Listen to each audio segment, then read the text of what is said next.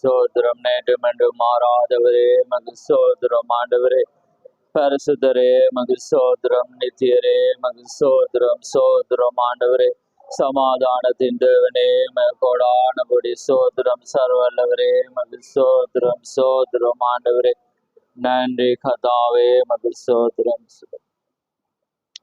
மகா பரிசுத்தமுள்ள பிதாவே இந்த மகத்துவமான அந்த காலை வேளைக்காக தகப்பனே எங்களை மீண்டுமாக உம்முடைய கரத்திலே தாழ்த்துறோம். ஆம் கதாவே உம்முடைய கிருபையினாலே மீண்டுமாக உம்முடைய சமூகத்திலே நாங்கள் வரும்படியான ஒரு ஸ்லாக்கியத்தை நீர் எங்களுக்கு கொடுத்ததுக்காக உமக்கு ஸ்தோத்திரம். ஆம் கதாவே அநாதி சிநேகத்தினாலே தெரிந்து கொண்ட தேவன் இந்த நாளிலே கதாவே உம்முடைய முன்னறிவின்படியும் முன் தீர்மானத்தின்படியும் கதாவே இன்னான் எங்கே இருப்பான் என்று நீர் அறிந்து கதாவே இந்த நாளிலே ஆண்டவரே உம்முடைய கிருபையினாலே எங்களை அழைத்த உம்முடைய கிருபைக்காக உமக்கு ஸ்தோத்திரம்.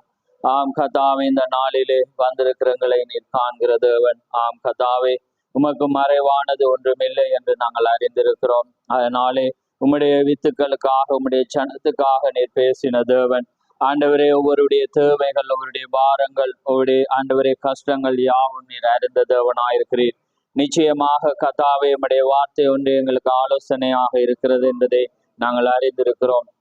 அதனாலே நிச்சயமாக கதாவே இந்த சமூகத்திலே வந்த ஒவ்வொரு பிள்ளைகளையும் உம்முடைய ரத்தத்துக்குள்ளாக நாங்கள் ஒப்பு கொடுக்கிறோம்.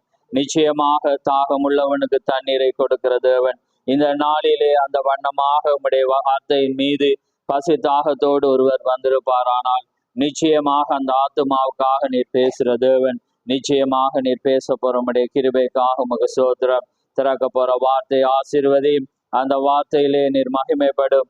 அந்த வார்த்தையை கொண்டு நீர் எங்களோடு இடைப்படும். பேசுற உதடுகளையும் கேட்கிற செவிகளை நீர் விருத்தேசனம் பண்ணி கதாவே இந்த வேளையிலே ஆண்டவரே உம்முடைய நாமம் மகிமைப்படவும் உம்முடைய வார்த்தையின் சத்தத்தை நாங்கள் கேட்டு கதாவே இந்த இடத்தை விட்டு கடந்து போகும்போது ஆண்டவரே நாங்கள் ஒரு புத்துணர்ச்சியோடு உம்முடைய வார்த்தையின் வெளிப்பாடோடு கதாவே கடந்து செல்ல நீர் கிருபை செய்யும்.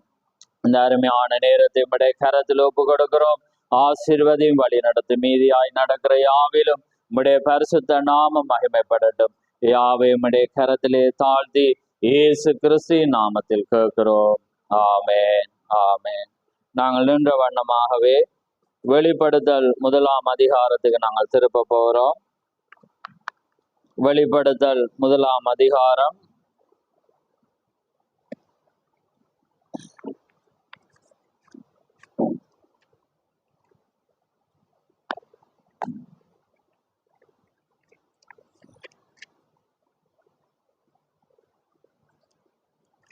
அதிலே 13 நாங்கள் 17 மட்டும் நாங்கள் இல்ல 20 மட்டும் நாங்கள் அந்த 7 குத்து விளக்குகளின் மத்தியிலே நிலையங்கி தரித்து மார்பருகே பொற்கற்றில் கட்டியிருந்த மனுஷகுமாரனுக்கு ஒப்பானவரை கண்டேன்.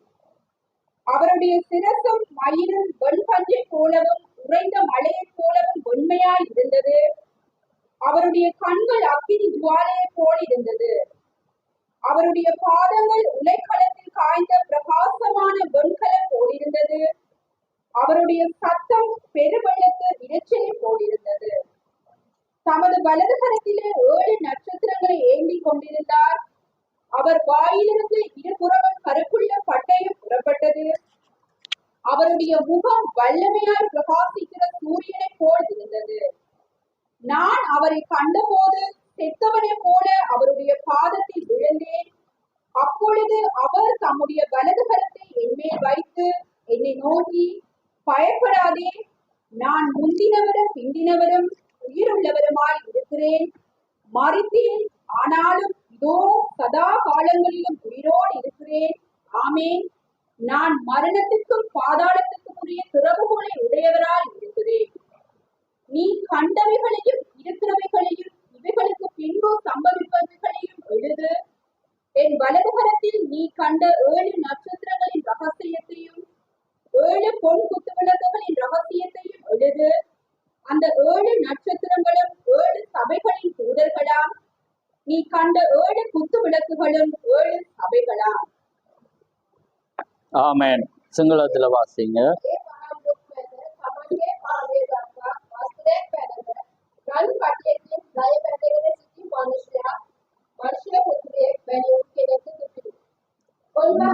13.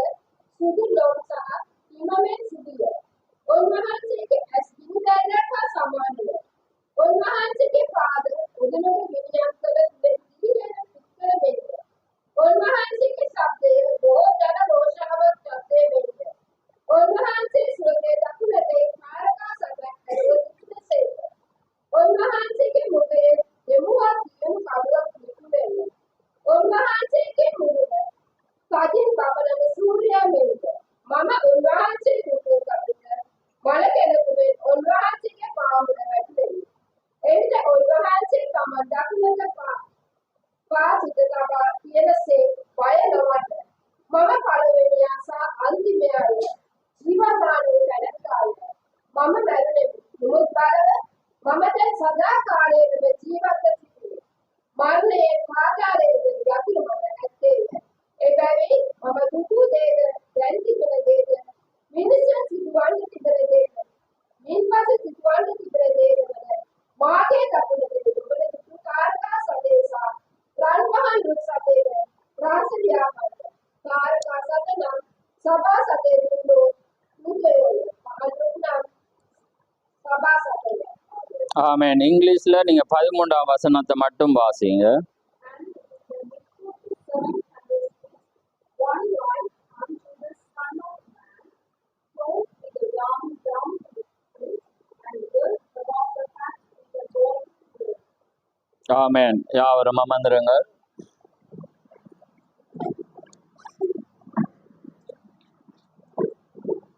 இந்த இடம் அதுல கதிரையை போட்டு இருக்கிற நெஞ்சால போட்டு இருக்கு, விளங்காதில்ல விடத்துல போட்டு ஆம்பளைன்ற பக்கம் போட்டிருக்கு. கர்த்தருடைய பரிசுத்த நாமம் மகிமைப்படுவதாக.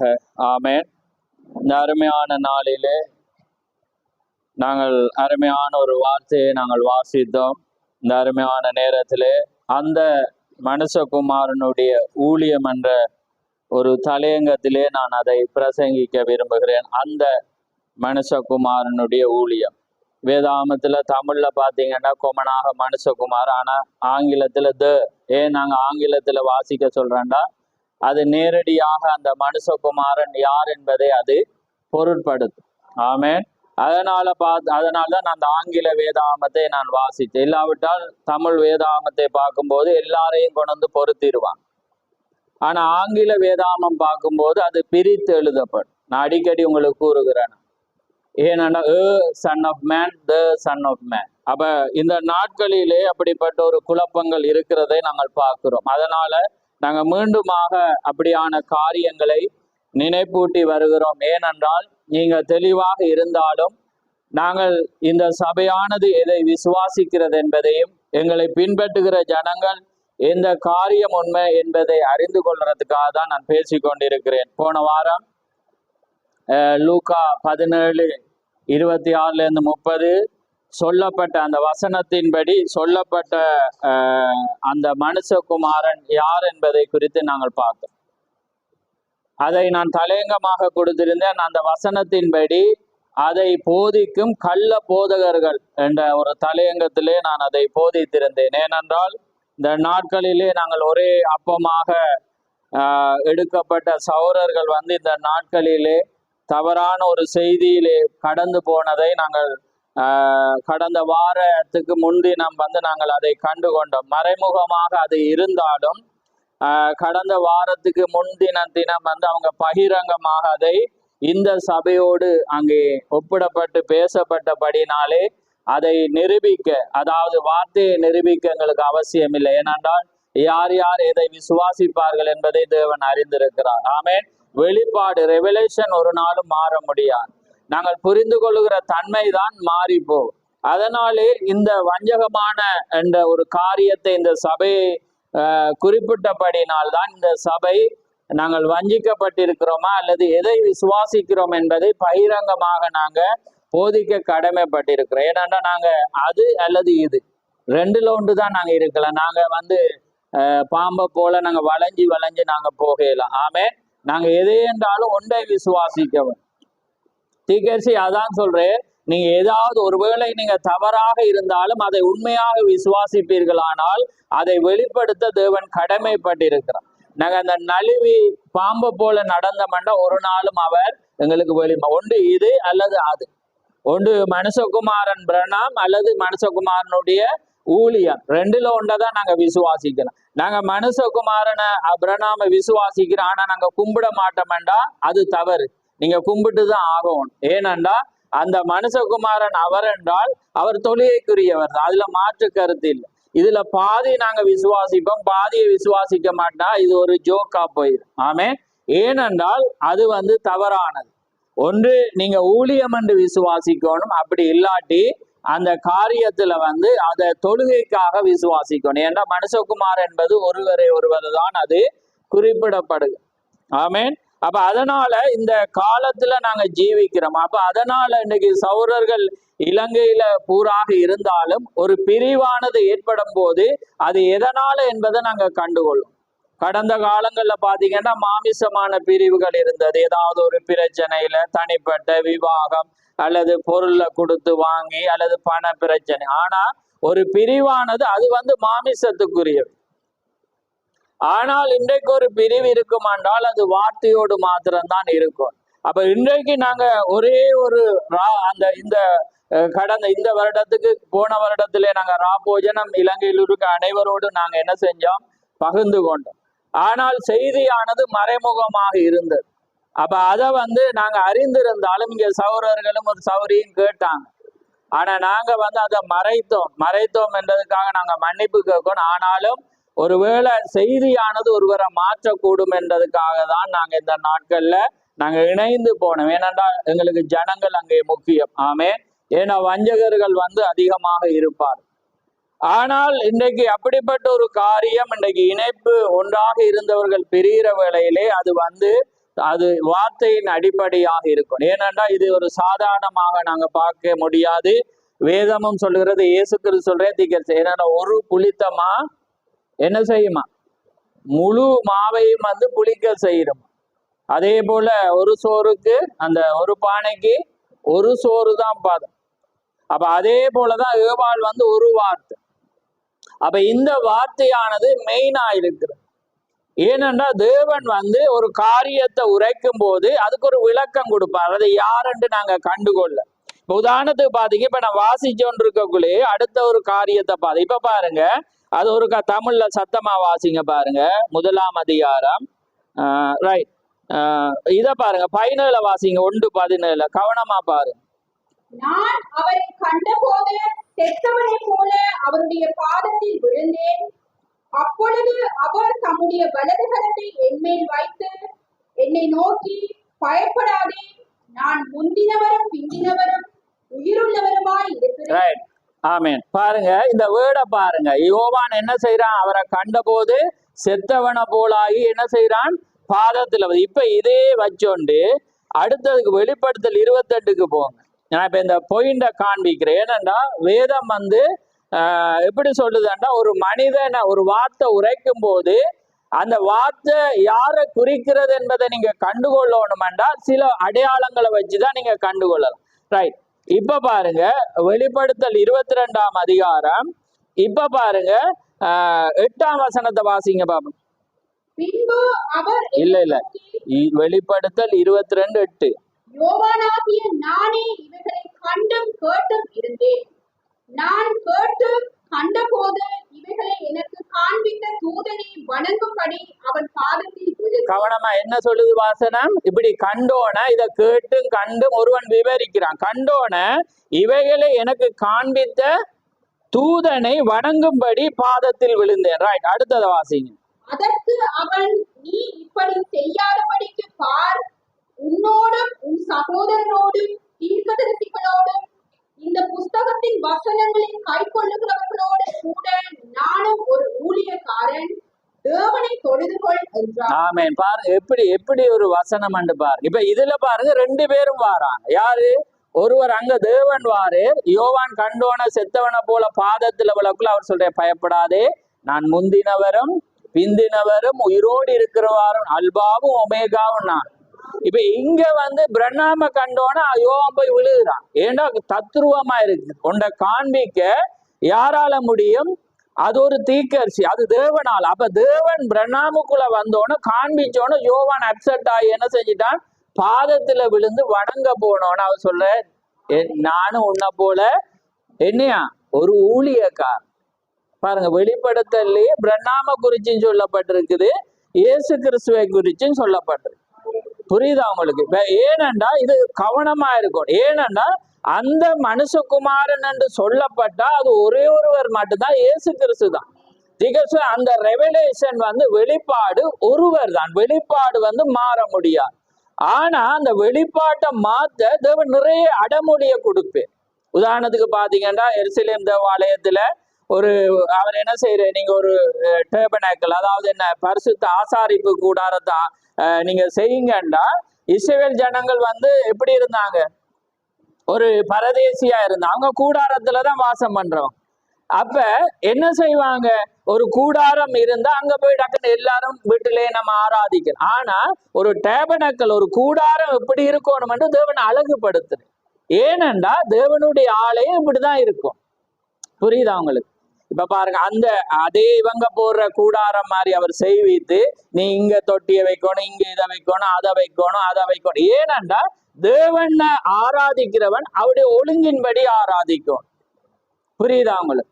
இப்ப உதாரணத்துக்கு பாத்தீங்கன்னா, ஆதியாமத்துல பாத்தீங்கன்னா, உன் வித்துக்கும் ஸ்ரீயின் வித்துக்கும் நான் பகை உண்டாக்குவேன். இப்ப பாத்தீங்கன்னா என்ன நடக்கும்? இப்படியே மொட்டையா சொல்லிட்டு விட்டா என்ன நடக்கும்? ஆபிரகாமுக்கு ஒரு புள்ள பிறந்தோனே இல்ல ஆதாமுக்கு பிறந்தோ, இந்த வித்து தான் இதை நசுக்கு மாண்டுவான். ஆனா அதே அடுத்த வசனம் போடும், என்ன, ஆபிரகாமின் வித்து அதை நசிக்கும். அதுக்கு பிறகு எப்படி வரும்? தாவீதின் அந்த வம்சத்துல வந்த ஒருவர் அதை என்ன செய்வேன், அரசாளுது. அப்ப அப்படியே இருக்கக்குள்ள என்ன செய்யும், அடுத்த வேட உருவம் போட, யாக்கோபிலே ஒரு நட்சத்திரம் உதிக்கும், ஒரு கன்னியை கற்பவதியாகி ஒரு குமாரனை பெறுவா. இப்ப எத்தனையோ என்ன நடக்கும், நான் தான். ஆனா அந்த கன்னியைக்கு பிறக்கிற குமாரன் எங்க பிறக்கணும்? நாசரேத்துல இருந்து வரும். ஏன்னா நாசரேத்துல இருந்து வரும், ஏன்னா அவர் நசரேன் எனப்பட்டா. அப்ப அது எங்க பிறக்கணும்? பெத்லெஹேமில். எப்ராத்தா எனப்பட்டும் பெத்லெஹேமே, நீ ஆயிரங்களுக்குள்ளே சிறிதா. இப்ப என்னத்துக்கு நான் இதை காண்பிறேன்டா, அந்த ஒரு வேட இவர்தான் என்பதை காண்பிக்க பல வேடு அங்க காண்பிக்கப்படும். அந்த பல வேடும் ஒருவரை அடையாளப்படுத்தக்குள்ள இவர் தான் இயேசு. அதுக்காக தான் இந்த எருசலேம் தேவாலயத்துல பல பொருட்கள் வைக்கப்பட்டது. இதுதான் ஆலயம். ஏன்னா நிறைய ஆலயம் இருந்தான், ஒன்று உருவாக்கப்படக்குள்ள டூப்ளிகேட் வரும். அப்ப டூப்ளிகேட் எது, உண்மையான எது என்பதை பார்க்கணுமெண்டா கூடாரத்துக்குள்ள போய் தான் பார்க்கும். அப்ப பார்த்தா இந்த கூடாரம் எப்படி கட்டப்பட்டிருக்கும், பரலோகத்தின் மாதிரியா. அப்ப வேதம் சொல்லப்பட்ட மாதிரி இருந்தா இதுதான் கூடாரம். ஆமென், புரியுது? அதே போல பாருங்க, எத்தனையோ மரியாள் வந்திருப்பாங்க, எத்தனையோ இவங்க நான் தான் கண்ணியை பிறக்க வச்சேன்னு, நான் தான் இயேசுன்னு சொல்லுவாங்க. ஆனா அது பெத்லெஹேமில பிறந்திருக்கணும், அவர் நாசரேத்திலிருந்து வந்திருக்கணும், யாக்கோபில ஒரு நட்சத்திரம் உருந்திருக்கணும், அது தாவீதின் வேரிலிருந்து வந்திருக்கணும், ஆபிரகாமுடைய வித்தாயிருக்கணும், அது சிறியனுடைய வித்த நசுக்கிற. அப்பதான் நாங்க என்ன செய்வோம், இவர் தான் தேவன். இல்லாட்டி எத்தனையோ வந்தாங்க, நாங்க என்ன செய்வோம், ஒரு வேர்ட் தான் சொன்னா பல பேரை பொறுத்து. புரியுதாங்க? அதனாலதான் வேதம் என்ன செய்யப்பட்டதுண்டா, அந்த பொருட்களை வைத்து இவர்தான் அவர் என்பதை காண்பித்தது. அதனாலதான் பாருங்க, அந்த மனுஷகுமாரன், அப்பதான் இயேசு கிறிஸ்து இந்த பூமியில இருக்கக்குள்ள அந்த தமிழ்ல மனுஷகுமாரன். நாங்க இன்றைக்கு அணியாவை குறிச்சு நான் அதை வைத்து நான் பார்க்கக்குள்ள, அப்ப நான் அதை கேட்டேன், அந்த வேர்ட வித்தியாசத்தை நான் அதை பார்த்துட்டேன்டாலும் இன்னொருவரை வைக்க. அப்ப பார்க்கக்குள்ள பாத்தீங்கன்னா அங்கே அந்த the son of man என்று என்ன செய்யப்படுது வருது. அப்ப அதே நேரத்துல பாருங்க, ஆங்கிலத்துல பார்க்கல அது கிரைஸ்ட் என்று அடிச்சு லிவிங் கோட் என்று அது அடிக்கப்படும். ஏனென்றா அவர் சொல்றார், நான் அந்த கிறிஸ்து, தேவனுடைய குமாரனாகிய அந்த கிறிஸ்து.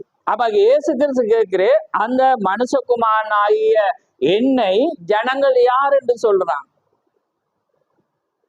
அப்ப அவர் கேட்கிறேன், இப்ப இதை வேறொரு நான் தான் என்று சொல்லு. ஏனென்றா அந்த மனுஷகுமாரன் யார் என்பதை சொல்லப்படத்தக்கதாக அது ஒருவரை தான் குறிப்பிடும். அது கர்த்தராகிய இயேசு கிறிஸ்து. வேற யாரும் அந்த ஸ்தானத்தை பெறையலாம். இப்ப இல்லாட்டி பாருங்க, அதான் இப்ப உங்களுக்கு உதாரணம் சொன்னா பாருங்க, பல காரியம் வந்து அங்க என்ன செய்யப்பட்டது, காண்பிக்கப்பட்டது. அப்ப இயேசு கிறிஸ்துட வாழ்க்கை காலத்துல இயேசு கிறிஸ்து அநேகர் இருந்தாங்க. ஆனா இவர் தான் இயேசு கிறிஸ்து என்ற காண்பிக்கணும் என்றா அவர வேர்டு எல்லாமே என்ன செய்யணும், நிறைவேறணும் அந்த வார்த்தை. அப்ப வார்த்தை நிறைவேறக்குள்ளதான். ஏன்னா அவர் பாருங்க, அவர் நசரேயன் எனப்படுவார், ஒரு கன்னிகை. அப்ப பாருங்க, அவர் நாசரேயத்திலிருந்து எனப்பட்டபடினால் அவர் நசரேயன் எனப்பட்டார் என்று வேதம் இருக்கு. இப்ப இதே வேறொருவருக்கு வரல. இப்ப வேறு இடத்துல பிறந்தவனுக்கு வந்து கலிலியா பிறந்தவன் நான் தான் இயேசு கொண்டு வந்து அது செல்லுபடியாது. அவன் கலிலியால இருந்து வார், ஆனா நாசரேயத்தில இருந்து வர்றபடி இவர் தான் அந்த இயேசு. அப்ப தேவன் இந்த பூமியில வந்த வேளையில நாங்க எப்படி கண்டப்பட்டோம்டா, சொல்லப்பட்ட வார்த்தை அவருடைய வாழ்க்கையில நிறைவேறி. அதாலதான் அவர் ஒரே ஒரு தேவன் ஆயிருந்தார். இல்லாட்டி இன்னைக்கு ஸ்தாபனத்துக்கு வந்து விளக்கம் இல்லை, பிதா குமாரன் பரிசுத்தாவின்னு மூன்றான். ஏனென்றா அவங்களுக்கு அந்த சொல்லப்பட்ட வார்த்தை இயேசுல நிறைவேறினா தெரியுது. அப்ப பாருங்க, சங்கீதம் 22 என் தேவனே ஏன் என்னை கைவிட்டீர் என்றக்குள்ள அது யார வாழ்க்கையில நிறைவேறினது, தாவீதுடையா? தாவீதுதான் பாடுறான். ஆனா அவன் நிறைவேறல, யார வாழ்க்கையில நிறைவேறின, இயேசு. என்னுடைய ஆத்துமாவை பாதாளத்தில் விடீர், என்ன அடுத்த வசனம், அழிவை காணப்பட்ட, யார வாழ்க்கையில நிறைவேறு. அப்ப பாருங்க, ஒரே ஒரு வேர்ட சொல்லப்பட்டா அது என்ன செய்யப்பட்டுரும், அது பல பேர். நானும் பொறுத்திரு, நீங்க என்னதான் ஆராதிக்கணும். ஆனா புரியுதா உங்களுக்கு? நான் இதுக்காக சொல்றேன், ஏனண்டா ஒரு வேர்டு. ஆனா இப்ப வடிவா பாது, இப்ப பார்க்கக்குள்ள இது நான் எடுத்து வரையில. ஆனா பாருங்க, பார்க்கக்குள்ள பரிசுத்தாவியான தொடர்பு. ஏன்னா வேதம் இருந்தா எங்களுக்கு தேவன் வந்து தொடர்புப்படுத்த. பாருங்க, இங்க பார்க்கக்குள்ள அவர் சொல்ல பயப்படாதே, நான் அங்க உலகுள்ள அவர் சொல்ல நீ தயவு செய்து என்ன வணங்காத, உன்னை போல நானும் ஒரு ஊழியக்காரன். அப்ப பாருங்க, ஏக்கும் தேக்கும். அப்ப வேண்டு எங்கேயுமே குறிப்பிடப்படு. ஏனண்டா அந்த மனுஷகுமாரன் சொல்லப்பட்ட வார்த்தை எல்லாமே இயேசு கிறிஸ்துவ தான் குறிப்பிடும். ஏனண்டா அவர் அந்த காரியத்தை. அப்ப பாருங்க, எப்பயுமே வேத வார்த்தை. நாங்க போன நேற்றுக்கு முந்தின நேரத்துல போட்டோன்னா எனக்கு சந்தோஷமா இருக்கு. நாங்க சூரிய உதயம். அப்ப அவர் சொல்றேன், அந்த வேர்டை பார்த்தவங்களுக்கு மல்கியா லூக்கா 17:30 சொல்லப்பட்ட அந்த காரியம் வந்து யாரு அவங்க கேட்கிறான். அவர் சொல்றேன், அந்த மனுஷகுமார் ஆதியிலே வார்த்தை இருந்தது, அந்த வார்த்தை தேவனா இருந்தது. பாருங்க, அப்ப அந்த மனுஷகுமார யாரு, ஆதியில இருந்தது. அப்ப பாருங்க, ஒவ்வொரு காலத்திலும் வந்தார். ஆனா தேவன் மாறையில, தேவன் ஒருவர். இப்ப உதாரணத்துக்கு பாருங்க, ஆசாரிப்பு கூடாரத்தை செய்ய சொன்னது யாரு, ஆசாரிப்பு கூடாரத்தை தேவன் என்ன சொன்னேன், செய்ய சொன்னேன். அங்க தேவன் இருந்தேரா இல்லையா? தேவன் இருந்து அந்த இடத்துல தேவன் வந்தாரா? ஜனங்கள் அதை தான் ஆராதிச்சாங்க, அதுலதான் தேவன் இருந்தார். ரைட். அது வந்து என்ன செய்யப்படுது, அடுத்த கட்டத்துக்கு போகுது. அப்ப அதை யார் சொன்னது, மோசை கூடாக ஆசாரிப்பு கூடாரம். அங்கே தாவீது என்ன செய்யற, ஆலயத்தை கட்ட விரும்புறான், தேவன் அதை ரிஜெக்ட் பண்ணி சாலமோனுக்கு கொடுக்கு. அப்ப அந்த ஆலயம் கட்டப்பட்டோன அங்க யார் அதை கட்ட சொன்னது, அதே தேவன் தான். அப்ப பாருங்க, உடனே என்ன நடக்கு, இது அங்க மாறுது. ஆனா தேவன் மாறினாரா? இல்ல. ஆசாரிப்பு கூடாரத்துல அதே தேவன் தான் எங்க வாரு, அங்க எருசலேமுக்குள்ளவா. அதே தேவன் எங்க வாரு, இப்ப இயேசு கிறிஸ்துக்குள்ளவா. அப்ப பாருங்க, தேவன் மாறையில, ஆனா மனிதருக்குள்ளாக தேவன் தன்னுடைய கட்டத்தை கொண்டு வார். அப்ப பாருங்க, செய்ய சொன்னது அவர்தான். ஆனா அந்த காரியத்துல வந்து தேவன் என்ன செய்யப்பட்டேரண்டா அதுக்குள்ளாக இருந்து. அப்ப அதனாலதான் அப்போஸ்தலர் 7ஆம் அதிகாரத்துல, நான் மனுஷர் கைவிட்டின ஆலயத்துல நான் வாசம் பண்ண விரும்பாம எனக்கொண்டு ஒரு ஆலயம் பெர்மனண்டான், அந்த பெர்மனண்டான ஆலயம் தான் யாரு, கர்த்தராகிய இயேசு கிறிஸ்து. அவரை மட்டும்தான் நீங்க என்ன செய்யணும், தொழுது கொள்ளணும். ரைட். நான் அதை வார்த்தையை வாசிச்சுட்டு நான் செய்திக்கு போறேன். பாருங்க, இதுல கவனமா இருக்கணும். ஏனண்டா நாங்க எப்பயுமே சாதாரணமாக எடுப்பது உண்டு. ஆனா அந்த சாதாரணமாக எடுக்கல, ஆனா அதை ஆழமா போதிச்சா தவறாக சிந்திக்கப்படுறதுக்கு காரியம் இருக்கு. ஆனா நான் பாருங்க, தேவனால் அருளப்பட்ட ஒரே ஆராதனை ஸ்தானம், அதே மாதிரி தேவனால் அருளப்பட்ட ஆராதனை ஸ்தானம் என்ற ஒரு செய்தியும் இருக்கு. அதுவும் 65. இது வந்து ஸ்தானம், அது ஸ்தலம். சரியா? ரெண்டுக்கும் வித்தியாசம். ரைட். அப்ப ரெண்டுலயும் இது. அப்ப பாருங்க, எங்களுக்கு ஒரே ஒரு ஆராதனை ஸ்தலம் தான் இருக்குது. அது யாரு? கர்த்தராகிய இயேசு கிறிஸ்து. ஆனா எங்களுக்கு கட்டங்கள் மாறலாம். இப்ப பாத்தீங்க, ஆசாரிப்பு கூடாரத்துல ஆராதிச்சது அதே யெகோவா தேவன் தான். அதே அங்க எருசலேம்ல வந்ததும் அதே தேவன் தான். இன்றைக்கு வந்ததும் அதே தேவன். புரியுதா உங்களுக்கு? அப்ப என்னது, தேவன் அதை என்ன செய்யறே, மாற்றி கொண்டு போறே ஒழிய தேவன் மாறு. அதே போல மனுஷகுமாரன் ரெவலேஷன் வெளிப்பாடு இயேசு கிறிஸ்து மாத்திரம். அது யாருக்கு உரிமை இல்லை. ஆனா அவர் ஒவ்வொரு காலத்திலும் அவர் என்ன செய்யறே, மனுஷகுமாரனாக வெளி. அப்ப வேதத்துல சொல்லப்படுகிற அந்த சன் ஆஃப் மேன் அது இயேசு கிறிஸ்து தான். அப்ப இதுக்கு ஒரு வார்த்தை, இதை வாசிக்க முதல் சொல்றேன்டா, இன்னைக்கு மனுஷகுமாரன் என்ற மனுஷ சக குமார். அப்ப நம்ம மாமிசத்துல வந்த ஒரு குமாரன், மனுஷகுமாரன். ரைட். அது ஒரு தீர்க்கதரிசிக்கு அடையாளம். ரைட். இப்ப பாருங்க, இப்ப நாங்க பார்த்த அந்த நேற்றையான் இதை இருந்த வாசிங்க இருக்கா, அந்த போன்ல இருந்தா இருக்கா வாசிங்க. நான் அதுக்கு ஒரு பைபிள் ஒரு வேர்ட்ஸ் ஒன்று மட்டும்தான். இது கவனமா பாருங்க. இது நாங்க ஒரு ஆழமான செய்தி பார்த்தா உங்களுக்கே உற்சாகம் வரும். இது யாருக்காகவும் போதிக்கப்படையில, இது எங்களுக்காக. இதை பார்க்க தான் ஆழத்துக்குள்ள நாங்க போறோம். அப்ப பாருங்க, இப்ப நீங்க அதை வாசிங்க, போன்ல இருக்கிறது ஒருக்கா வாசிங்க. ஏன்னா அது நான் நேற்று ஆனுக்கா. இப்ப நான் அதுக்கு ஒரு நல்ல ஒரு வேர்டு ஒன்று தாரேன். இதே எங்களுக்கு பிடிச்சிரும். இந்த பைபிள் வேர்ட்ஸ் எல்லாத்தையும் க்ளோஸ் பண்ணிடும்.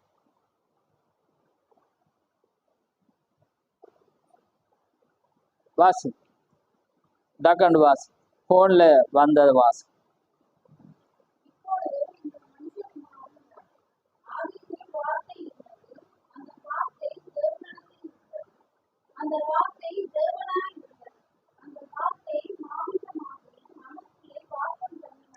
ஆமே. பாருங்க, இப்ப உனக்கு விளங்கிட்டு. அப்ப அந்த இல்ல வாசிங்க தொடர்ந்து.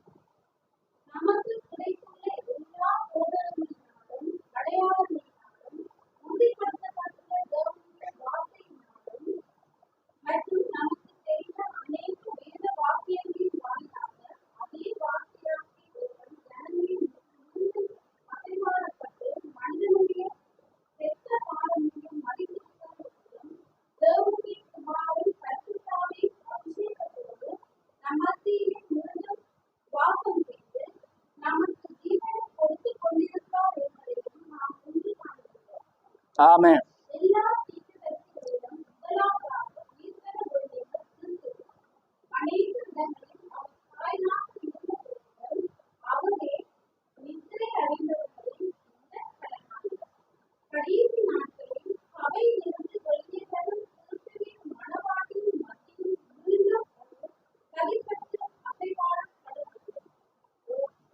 பாருங்க, அப்ப அது எது அதை செய்பாடப்பட வேணும் மீண்டும் அதே ஆதியில இருந்த வார்த்தை தான் பாரு. அப்ப அந்த மனுஷகுமாரன் யாரு? அதே தேவன் இதுக்குள்ள வரணும். இப்ப பாருங்க, இந்த வேர்டை பாருங்க, புல்லரிக்கும் உங்களுக்கு. இப்ப வாசிங்க 2 கொரிந்தியர் 5ஆம் வசனம் 5ஆம் அதிகாரம் 16ஆம் வசனத்தை வாசி. நீங்க வடிவ வாசிச்சிட்டீங்கன்னா ஆமேன்னுவீங்க, இல்லாட்டி அப்படி இருப்பீங்க. வாசிங்க. இப்ப அது வாசிச்சோன்னு புரிஞ்சா டக்குன்னு உங்களை அறியாமலே ஆமேன்னுவீங்க. அதுக்காக இப்ப ஆமேன் எதிர்பார்த்து சொல்லல, நீங்களாவே சொல்லுங்க. ரைட்.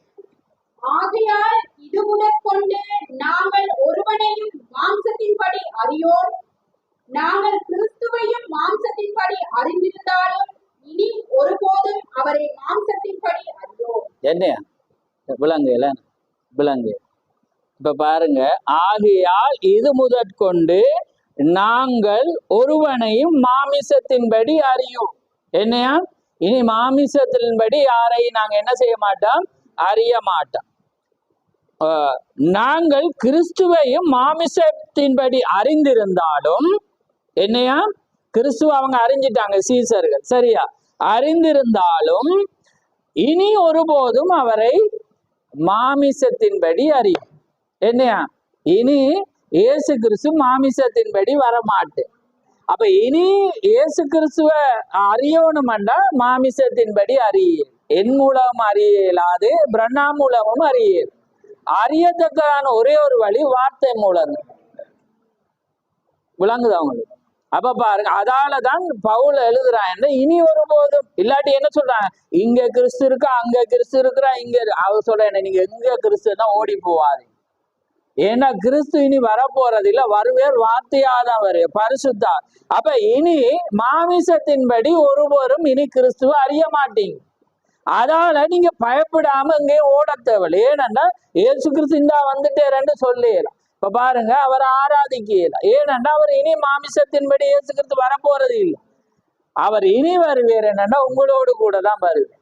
அப்ப புரியுதாங்க? அதனாலது இனி அவர் வரப்போறது என்னத்தால வரப்போறேன், பரிசுத்த ஆவியாதான் வரும். அந்த வார்த்தை, அந்த ஆதியிலிருந்து அந்த வார்த்தை மீண்டும் அசைவாட்டப்படும். அது யாருக்குள்ள, பிரண்ணாமுக்குள்ளதான். ரைட். இப்ப பாருங்க இவ்வளவு ஒரு ஆர்டர். ரைட். இப்ப பாருங்க, நாங்க எதையுமே இன்னைக்கு ஜனங்கள் சாதாரணமா நினைக்கிறாங்க, ஆனா ஜனங்கள் தான் இதை தீர்மானிக்கும். இப்ப இதுக்கு நான் ஒரு வார்த்தையை வாசிக்கிறேன் பாருங்க.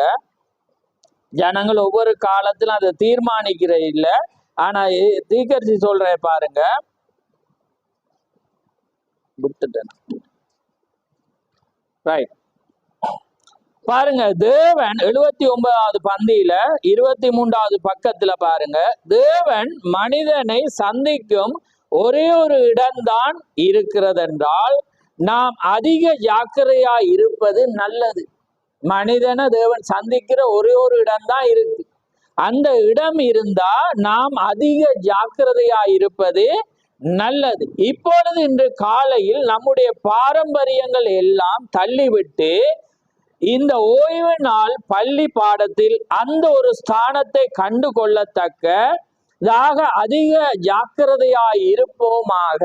பாருங்க, அந்த இடத்தை நாங்க என்ன செய்யணும், சரியாக கண்டுகொள்ளணும். அதுக்கு நாங்க எப்படி இருக்கணுமா, ஏனென்றால் வேறு எந்த ஸ்தலத்திலும் அவர் உன்னை ஏற்றுக்கொள்ள மாட்டான். பாருங்க, எங்கேயுமே ஏற்றுக்கொள்ள மாட்டான். ஒரே ஒரு இடம்தான் இருக்கும். அந்த இடத்துல மாத்திரம்தான் என்ன செய்வாராம், தேவன் சந்திப்பேன், அவர் என்னுன்னை ஏற்றுக்கொள்ள என்பதை தேவன் இங்கே கூறியிருக்கிறார். வேறு எந்த சபையிலும் அவர் உன்னை ஏற்றுக்கொள்ள மாட்டார். அப்ப என்னையா, வேறு எந்த சபையிலும் அவர் என்ன செய்ய மாட்டார், உங்களை ஏற்றுக்கொள்ள மாட்டார். அவருடைய சபையில் தான் அவர் உங்களை ஏற்றுக்கொள்ளும் ஒரே ஒரு ஸ்தானமா இருக்கிறது. அப்ப பாருங்க, இப்ப ஆக்கள் என்ன நினைப்பா, அது பரவாயில்ல இது பரவாயில்ல, ஆனா ஒரு புளித்தமா முழு மாவையும் என்ன செஞ்சிருமா, குழப்பி. அப்ப பாருங்க, அதான் நான் சொன்னேன், நான் அந்த நாள்ல நிறைய டேபர்னக்கிள் இருந்தாலும் அந்த ஒரே மாதிரி பரலோகத்தின் மாதிரியா எது இருக்கோ அங்கதான் தேவன் வரும். அதுக்காக அப்ப அதே நேரம் பாருங்க, தேவன் சொல்றேன், நீங்க என்னென்னத்தை கொண்டு வரும், என்னென்னத்தை அங்க வைக்கணும், என்னென்ன பழிய கொண்டு வரணும், அதை தான் அவர் அங்கீகரிப்பார். பாருங்க, வேதத்துல பாருங்க, சும்மா போய் காணிக்கையை செலுத்தலாம், சும்மா போய் நீங்க என்ன செய்யலாது, தசமபாகத்தை கொடுக்கல, சும்மா போய் எதையுமே அவருக்கு கொடுக்கல. தேவன் சொல்ற இன்ன அளவு இன்ன முறை எதுட எது, அதை தான் அவர் அங்கீகரிப்பார். நீங்க எதையும் கொண்டு வரலாமண்டா அது காயின் ஆயிருக்கு. காயின் என்ன செஞ்சான், எதுக்கு நிலத்துல விளைஞ்ச எதையும் அவன் கொண்டு வந்தான். ஆனா இவன் என்ன செய்தான், அந்த ரத்தம் தான் என்ன செய்யப்படும், மன்னிக்க முடியும். அப்ப அதான் தீர்க்கதரிசி சொல்றேன், தேவன் ஏன் அப்படி ஒரு கட்டடத்தை ஒரு ஆலயத்தை வச்சேரண்டா, வர்ற ஜனங்களை தேவன் சந்திக்கிற இடம் அதுதான். நீங்க வேற இடத்துல போனீங்கன்னா சந்திக்கலாம், ஏனண்டா பரலோகத்தின் மாதிரி அங்கே இல்லை. புரியுதா உங்களுக்கு?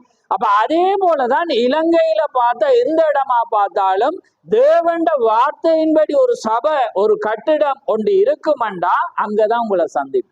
வேற எங்கேயுமே நீங்க தலை குத்தன இருந்து நீங்க நடனம் ஆடினாலும் சந்திக்க மாட்டேன். புரியுதா உங்களுக்கு? அப்ப தேவண்ட வார்த்தையின்படி எங்க கட்டமைக்கப்படுகிறதோ, எதுல ஒழுங்கமைக்கப்படுகிறதோ, எதுக்கு அது முன்னுரிமை கொடுக்கிறதோ, எதன்படி அது இருக்கிறதோ அங்கதான் வருவாரு. அதான் அவர் சொல்லி, ஜனங்கள் அதிக ஜாக்கிரதையாக தங்களுடைய சபையை தெரிந்து கொள்ளணும் என்ற அங்க மாத்திரம்தான் அவர் என்ன செய்வாராம், தெரிந்து கொள்ளும். அப்ப பாருங்க, வேற எந்த இடம் இல்லை. அப்ப அதனாலதான் நீங்க கவனமா பாத்தீங்கன்னா, அப்பதான் பழைய ஏற்பாடு நாங்க ஆரம்பத்துல என்னடா அந்த குண்டுமணி அங்க வைக்கின்ற, மாதுளம்பழத்தை இங்க வைக்கின்ற, அதை அங்க வைக்கின்ற, அவர் அந்த ஆலயத்துல டிசைனை பாத்தீங்கன்னா பயங்கர கஷ்டம். நானே அதை யோசிக்கிறேன். ஆனா அது ஏனண்டா அது கஷ்டம், ஆனா அது செய்தா அப்பதான் அங்க வரும். ஏன்னா ஆலயம்ண்டா என்னுடைய கட்டமைப்புல தான் அது இருக்கும். அப்ப பாருங்க, இல்லாட்டியா என்றுட்டு என்ன செய்வாங்க, அது பரவாயில்ல இது பரவாயில்ல இதை தான் பார்க்கிறேன் இல்லை, அது எல்லாமே இருக்கக்குள்ள தேவன் என்ன செய்யறார், அங்க வா. அப்ப ஏனென்றா அதுதான் கார். அப்ப தேவன் பாருங்க பிரகாரம் பரிசுத்த ஸ்தலம், மகா பரிசுத்தம். அப்ப மகா பரிசுத்த தலத்துக்குள்ள என்ன செய்து தேவன் இருந்து, அப்ப பாருங்க அதை என்ன செய்வான், ரத்தத்தோட தான் அதை என்ன செய்யப்படணும், அங்க போவோம். அப்ப அதே நேரம் பாருங்க அந்த தேவன் என்ன செய்யறா அங்க போறக்குள்ள, இப்ப உதாரணத்துக்கு பாத்தீங்கன்னா இஸ்ரவேல் ஜனங்கள்ல இப்ப மோசையை சந்திக்க வார். இப்ப மோசையை சந்திக்க யார் வார, தேவனே தான் இறங்கி வார். அப்ப இறங்கி வந்துட்டு அவர் என்ன சொல்றார், நீ கிட்ட வரா, என்ன செய்யக்கூடாது, தொடக்கூடாது, நீ இருக்கிற பூமி பரிசுத்தது. ஏன் அவர் அப்படி வர இயலாது, ஏன் அவன் கிட்ட வர இயலாது சொல்லுங்க பாபு. தேவன் தான் அவர் தான் சந்திக்கவார், ஏன் வர இயலாது, அவர் ஒளியா இருக்கு காண. அத என்ன, அத 1 தீமோத்தேயு 6ஆம் அதிகாரத்தை வாசிங்க. சேரக்கூடாத ஒளியில் வாசம் பண்ணுகிறவரும், அதை வாசிங்க.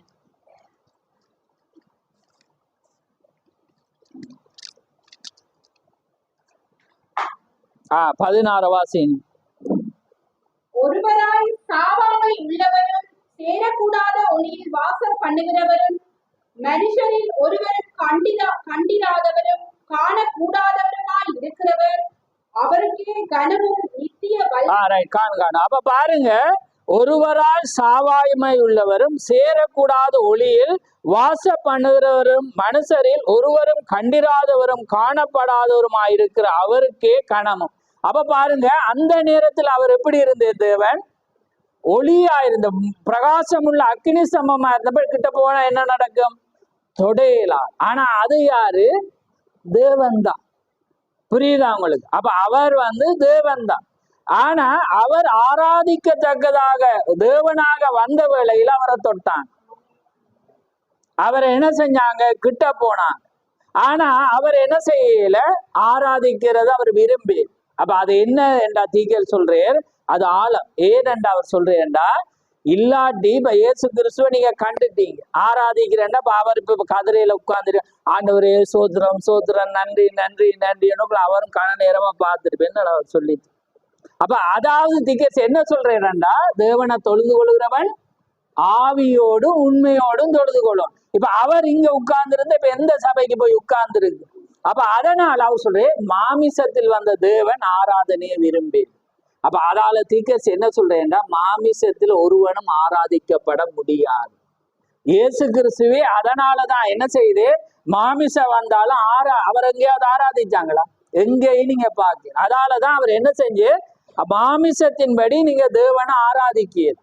அப்ப இல்லாட்டி என்ன நடக்கு, இப்ப ஒவ்வொரு இடத்துல நடக்கு என்ன, இப்ப ஒவ்வொரு இடத்துல நடக்கு. ஆண்டு கடவுளே சோத்திரம் அவர் உட்கார்ந்து இருக்கு, அவரை வச்சு நீங்க வறுத்தெடுப்பீங்க என்ன, ஆனா அப்படி படிப்பு. அப்ப அது பொருந்தா. புரியுதா உங்களுக்கு? புரியுதா உங்களுக்கு? நீங்க சிந்தனையா இருந்தாலும் அது உங்களுடைய இருதயத்துல பதியும். அப்ப என்னத்தை நாங்க கொண்டு வரேன்டா, மாமிசத்துல எந்த மனிதனையும் நீங்க ஆராதிக்க முடியாது முடியாது, தேவனே அதை விரும்பேன். அதான் அவர் சொல்லு. அப்ப அவன் ஒருவன் சொல்ற, ஆண்டவரே நல்ல போதகர். அவர் சொல்லு, நீ என்ன நல்ல போதகர்ன்றா, தேவன் ஒருவரே நல்லவர், அவரை நீ என்ன செய்ய, ஆவியோடும் உண்மையோடும் தொழுது. அது என்ன அர்த்தம்னா, தேவனை போய் அவர் இல்ல நீங்க ஆராதிக்கிறீங்க. ஆண்டவரே உமக்கு சோத்திரம் கணமும் மயமே உமக்கு. இப்ப முன்னுக்கு இருந்தா என்ன நடக்கும், கண்ணை மூடியோண்டு துதிப்பீங்க, எல்லாத்தையும் பாக்குறாண்டு பார்த்துட்டு துதிப்பீங்க, இல்லாட்டி கிட்டே போய் தாங்கண்டே கேட்டுருவீங்க. அப்ப உங்களோட ஆராதனை மாறிடும். புரியுதா உங்களுக்கு? அப்ப அதனால மாமிசத்தின்படி தேவன் ஆராதனைக்குரியவர் அல்ல. அப்ப இனி ஒருபோது நீங்க மாமிசத்தின்படி இயேசுவை அறிய மாட்டீங்க. ஏன்னா ஒருக்கா போயிட்டு, அப்ப மாமிசத்தின்படி அவங்க அறிஞ்சாலும் இனி ஒருபோதும் மாமிசத்தின்படி அறியோ. புரியுதா உங்களுக்கு? அப்ப அதனாலதான் இன்னைக்கு அவர் இல்லாம நீங்க ஆவியோடு உண்மையோடு தொழுது கொள்றீங்களான்னு பார்க்கதான் மேல இருந்து பார்க்கிறீர். பரலோகத்திலிருந்து தேவன் ஆவியா பார்க்கிறேன், அவரை தொழுது கொள்ளுகிறவன் ஆவியோடும் உண்மையோடும் தொழுது கொள்ளவன். அப்ப பாருங்க அந்த அந்த மலையில தேவன் இறங்கினே, அதுல தேவன் தான், ஆனா நீங்க தொடையலாம். அவர் தான் உங்களை சந்திக்கவாறு, கிட்ட வரக்கூடாது. புரியுதா? அப்ப அதுதான் பாருங்க. அப்ப அது ஒரு அதுக்கு பிற்பாடு பாருங்க, இப்ப நாங்க வசனத்தை எடுத்து இப்ப யாத்ராம 3:5 எடுங்க. இன்ட்ரெஸ்டா பாருங்க, அது நல்ல ஆழமானது. 3:5 வாசிங்க. அப்பொழுது அவர், இங்கே தொட்டு சேராயாக, உன் கால்களில் இருக்கிற பாதரட்சியை கழற்றி போடு, நீ நிற்கிற இடம் பரிசுத்த பூமி என்றார். ஆமே, பாருங்க, அவர் தான் வாரீர். ஆனா என்ன சொல்றீரண்டா, நீ கிட்டி சேராத. இப்ப யாத்ராமம் 19க்கு போங்க.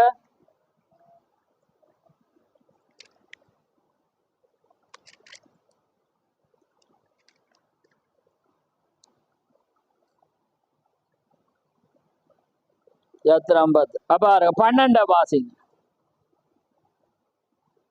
ஜனங்களுக்கு சுற்றிலும் நீ ஒரு எல்லை குறித்து அவர்கள் மலையில் ஏறாத படிக்கும் அதன் அடிவாரத்தை தொடாத படிக்கும் எச்சரிக்கையால் இருங்கள் என்று அவர்களுக்கு சொல். மலையை தொடுகிறவன் எவனும் நிச்சயமாகவே கொல்லப்படுவான். ஒரு கையும் அதை தொடலாகாது. தொட்டால் நிச்சயமாக கல்லறியுண்டு அல்லது ஊடுருவ எய்யுண்டு சாக வேண்டும். மிருகமானாலும் சரி, மனிதனானாலும் சரி, உயிரோடு வைக்கப்படலாகாது. பொற்காலம் நெடுந்தொணியாய் தொழிற்கையில் காணும். அப்ப பாருங்க, இப்ப உங்களுக்கு புரியுதா? நான் சொல்ல வாரது புரியுதா உங்களுக்கு? தேவன் தான், ஆனா நீங்க அப்ப அவரை என்ன செய்யலாது? தொடையில பாருங்க, அவர் இறங்கின மலையை கூட நீங்க என்ன செய்யலாது? தொடக்கூடாது. அப்ப மலை பரிசுத்தம் அல்ல, ஆனா நீங்க மலையும் என்ன செய்யக்கூடாது? தொடக்கூடாது. அப்ப அதே போலதான் இப்ப இன்றைக்கு தேவன் வந்து ஒரு சரீரத்துல இறங்கி இருக்கு. நீங்க என்ன செய்யக்கூடாது? அதை ஒரு விக்கிரமா என்ன செய்யக்கூடாது? கொண்டு வரக்கூடாது. அதுல ஒன்றும் இல்லை. ஆனா சேரத்தக்கதான ஒருவர் இயேசு கிறிஸ்து மாத்திரம். அப்ப பாருங்க, அதான் திகழ் சொல்றேன், அந்த மலை பரிசுத்தம் அல்ல, ஆனா மலையில் இருக்கிற தேவன் பரிசுத்தம் அல்ல. அதனால திகழ் சொல்ற, நான் அல்ல, எனக்குள்ளாக இறங்கினவர் பரிசுத்தம் அல்ல. இல்லாட்டி அவர் சொல்ற, நான் ஒரு பால், நான் குடிகாரனுடைய மகன், அவருடைய அப்பாவுக்கு வந்து கசிப்பு காய்ச்ச தண்ணீர் கொண்டு கொடுத்தார். அப்ப எல்லாமே வந்து காரியம். நாங்க போன வாரம் வெள்ளிக்கிழமை படிக்கக்குள்ள அபிமி என்ற ஒரு வியாதி வருது. அப்ப ஏனென்று வருதுண்டா, தேவன் சொல்றாரு போவனாமன்னு. போகக்கூடாது. இவர் என்ன செய்யற? போவனாமன்ற இடத்துக்கு போயிட்டு உடனே ஒட்டுண்ணி ஒன்று வியாதி, அது உயிரே கொள்ற வியாதி. அப்ப பாருங்க, அந்த அந்த அந்த அபிமா என்ற அந்த வியாதி வந்து உடனே அவர் சாக கிடக்கு. வைத்தியசாலையிலிருந்து சிறப்பார். அப்ப அவர் சொல்றே, தேவன் எங்க போவேண்டா அங்க போங்க, தேவன் எங்க போகக்கூடாண்டா அங்க போவார். பாருங்க, ஒரு தீர்க்கதரிசி தேவன் அங்க சொல்லாதது செய்யும் போது அவர் என்ன செய்யப்படுற? அங்க காரியத்துல வந்து பாருங்க, மரணத்தை கொள்ளத்தக்கதான் ஒரு ஒட்டுண்ணி வியாதி வந்து அவரை பிடிச்சு அவரை முழு இடமும் வந்து கிருமி பரவிச்சு. இப்ப பாருங்க, அவர் தான் அவர் சொல்ற, நான் ஒரு பாவி. ஆனா தேவன்ல நீங்க சொல்லல, நீங்க என்ன ஒருவனும் குற்றஞ்சாட்ட என்னிடத்தில் பாவம் உண்டு என்று உங்களால் யார் சொல்லக்கூடும் என்று கேட்டு. அப்ப ஏனென்றா அவர் பாவமே இல்லை, அவர்கிட்ட அவிசுவாசமே இல்லை, அவர் தேவனாயிருந்தார். அப்ப அந்த வார்த்தை வந்து மனுஷகுமாரன் வந்து அதான் அவர் கேட்கிறேன், மனுஷகுமாரனாகிய என்னை ஜனங்கள் யார் என்று சொல்லுகிறார். அப்ப அவர் சொன்ன, ஒரு ஆள் எரேமியா, ஒரு ஆள் எலியா, ஒரு ஆள் அந்த தீர்க்கதரிசி, இந்த. அப்ப நீங்க யாருன்னு அவர் சொல்றான், நீ கிறிஸ்து, நீ ஜீவனுள்ள தேவனுடைய குமாரனாகிய கிறிஸ்து. அவர் சொல்ற, இது மாமிசமும் ரத்தமும் இதை வெளிப்படுத்தவில்லை, பரலோகத்தில் இருக்க தேவனே அதை இவனுக்கு என்ன செய்தா? வெளிப்படுத்த. பாருங்க, அவன் கிறிஸ்து. அப்ப இன்றைக்கு இவங்க சொல்றாங்க என்னன்னா, பிரணாம் கிரைஸ்டா நாங்க விசுவாசம். கிரைஸ்ட் யாருக்கு? கிறிஸ்து வந்து ஒருவர் தான். அவர் வந்து யாரு? தேவனா. அப்ப அதே நேரத்துல நாங்க எல்லாரும் என்ன செய்யணும்? கிறிஸ்துவன் அபிஷேகம் பண்ணப்பட்டோம். அதே நேரம் அபிஷேகமானது எல்லாரும் மீதும் இருக்கு.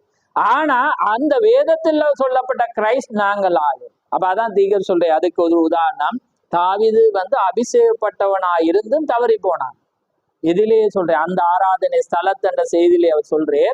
ஏனென்றா பாருங்க, அவன் வந்து தேவனால நியமிக்கப்பட்டான், ஆனா அவன் தவறி போனான். ஆனா அவன் முன்குறிக்கப்பட்டான், அவன் அபிஷேகப்பட்டான், ஆனா தவறி போனான். ஏனென்றா அவன் தீர்க்கதரிசியல், அவன் ஒரு ராஜா. புரியுதாங்க? அப்ப அதே போல நீங்களே நாளும் தவறி போவோம். ஏனென்றா எங்களுக்கு அந்த அபிஷேகம் இல்லை. ஆனா தேவனுக்கு கொடுத்தப்பட்ட இயேசு கிறிஸ்து தவறி போகல. ஏன்னா அவர் 100% மனிதனும் 100% தேவன். ஆனா இவர் தவறி போவது ஏன்? இவர் 100% தேவன் அல்ல, 100% மனிதன் ஆயிரும். அப்ப அதனால மனிதன் தவறி போவான், தேவன் தவறி போவான். அப்ப அதனாலதான் அந்த மனுஷகுமாரன் இவராக முடியும். ஏன்னா மனுஷகுமாரன் ஆதியில வார்த்தை இருந்து அந்த வார்த்தை தான் வந்திருக்கு. அது மீண்டும் ஜனங்கள் மத்தியில் அசைவாட்டப்படும் போது அதுதான் காரியமாயிருக்கு. ஆமே. அப்ப பாருங்க, ஆராதிக்கத்தக்கதான ஒரே ஒரு ஸ்தலம் அது தேவனாயிருக்கிறது. இப்பொழுது தேவனை தொழுது கொள்கிறவன் அவரை சந்திக்கத்தக்கதாக தேவன் ஒரே ஒரு ஸ்தானத்தையே வைத்திருக்கிறார் என்பதை பற்றி இன்றைய காலையில் நான் பேச விரும்புகிறேன். ஒரே ஒரு ஸ்தானம். யுகம் யுகங்களாக அநேக தேவனுடைய இந்த ரகசியமான இடத்தை தேடி பிடிக்க முயன்றன. எல்லா காலங்களிலும் நீதியமான யோபு கூட அவர் எங்கே வசிக்கிறார் என்பதை தெரிந்து கொள்ள விரும்பினார். நான் மட்டும் அவர் வீட்டுக்கு போய் அவர் வாசற்படி நின்று கதவை தட்ட கூடுமானால் என்று என்ன செய்யறான்? யோபு கேட்கிறான். தேவனும் அவரது குடும்பம் அங்கே ஒன்றாக தொழுது கொள்ளப்படுவது தேவனுடைய உறைவிடத்தை அறிய யோபு விரும்பினார். அப்ப பாருங்க, எல்லா காலங்களிலும் விரும்பினாங்க, ஆனா யாரும் கண்டுகொள்ள. ஆனா நானும் நீங்களும் கண்டுகொண்டோம். அது ஆராதிக்கத்தக்க ஒரே ஒரு இடம் இயேசு கிறிஸ்து. ஆராதிக்கத்தக்க ஒரே ஒரு ஸ்தலம் அங்கே சபை இயேசு கிறிஸ்து. ஆமே. அந்த வார்த்தை, அந்த கட்டமைப்பு அங்கே இருக்குமானால் அதுதான் என்ன செய்யப்படும்? அது காரியம். அப்ப பாருங்க, அங்க என்ன செய்யக்கூடாதான்? தொடக்கூடாது. இப்ப 19 வாசிச்ச நாங்க என்ன இப்ப பாருங்க, அடுத்தது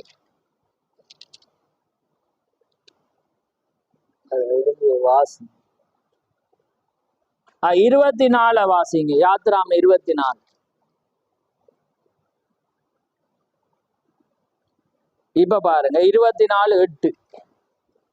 அப்பொழுது மோசே ரத்தத்தை எடுத்து ஜனங்களின் மேல் தெளித்து, இந்த வார்த்தைகள் யாவையும் குறித்து கர்த்தர் உங்களோட பண்ணின உடன்படிக்கையின் ரத்தம் இதுவே என்றான். பின்பு மோசேயும் ஆரோனும் நாதாபும் அபியூவும் இஸ்ரவேலுடைய மூப்பரில் 70 பேரும் ஏறிப்போய் இஸ்ரவேலின் தேவனை தரிசித்தார்கள்.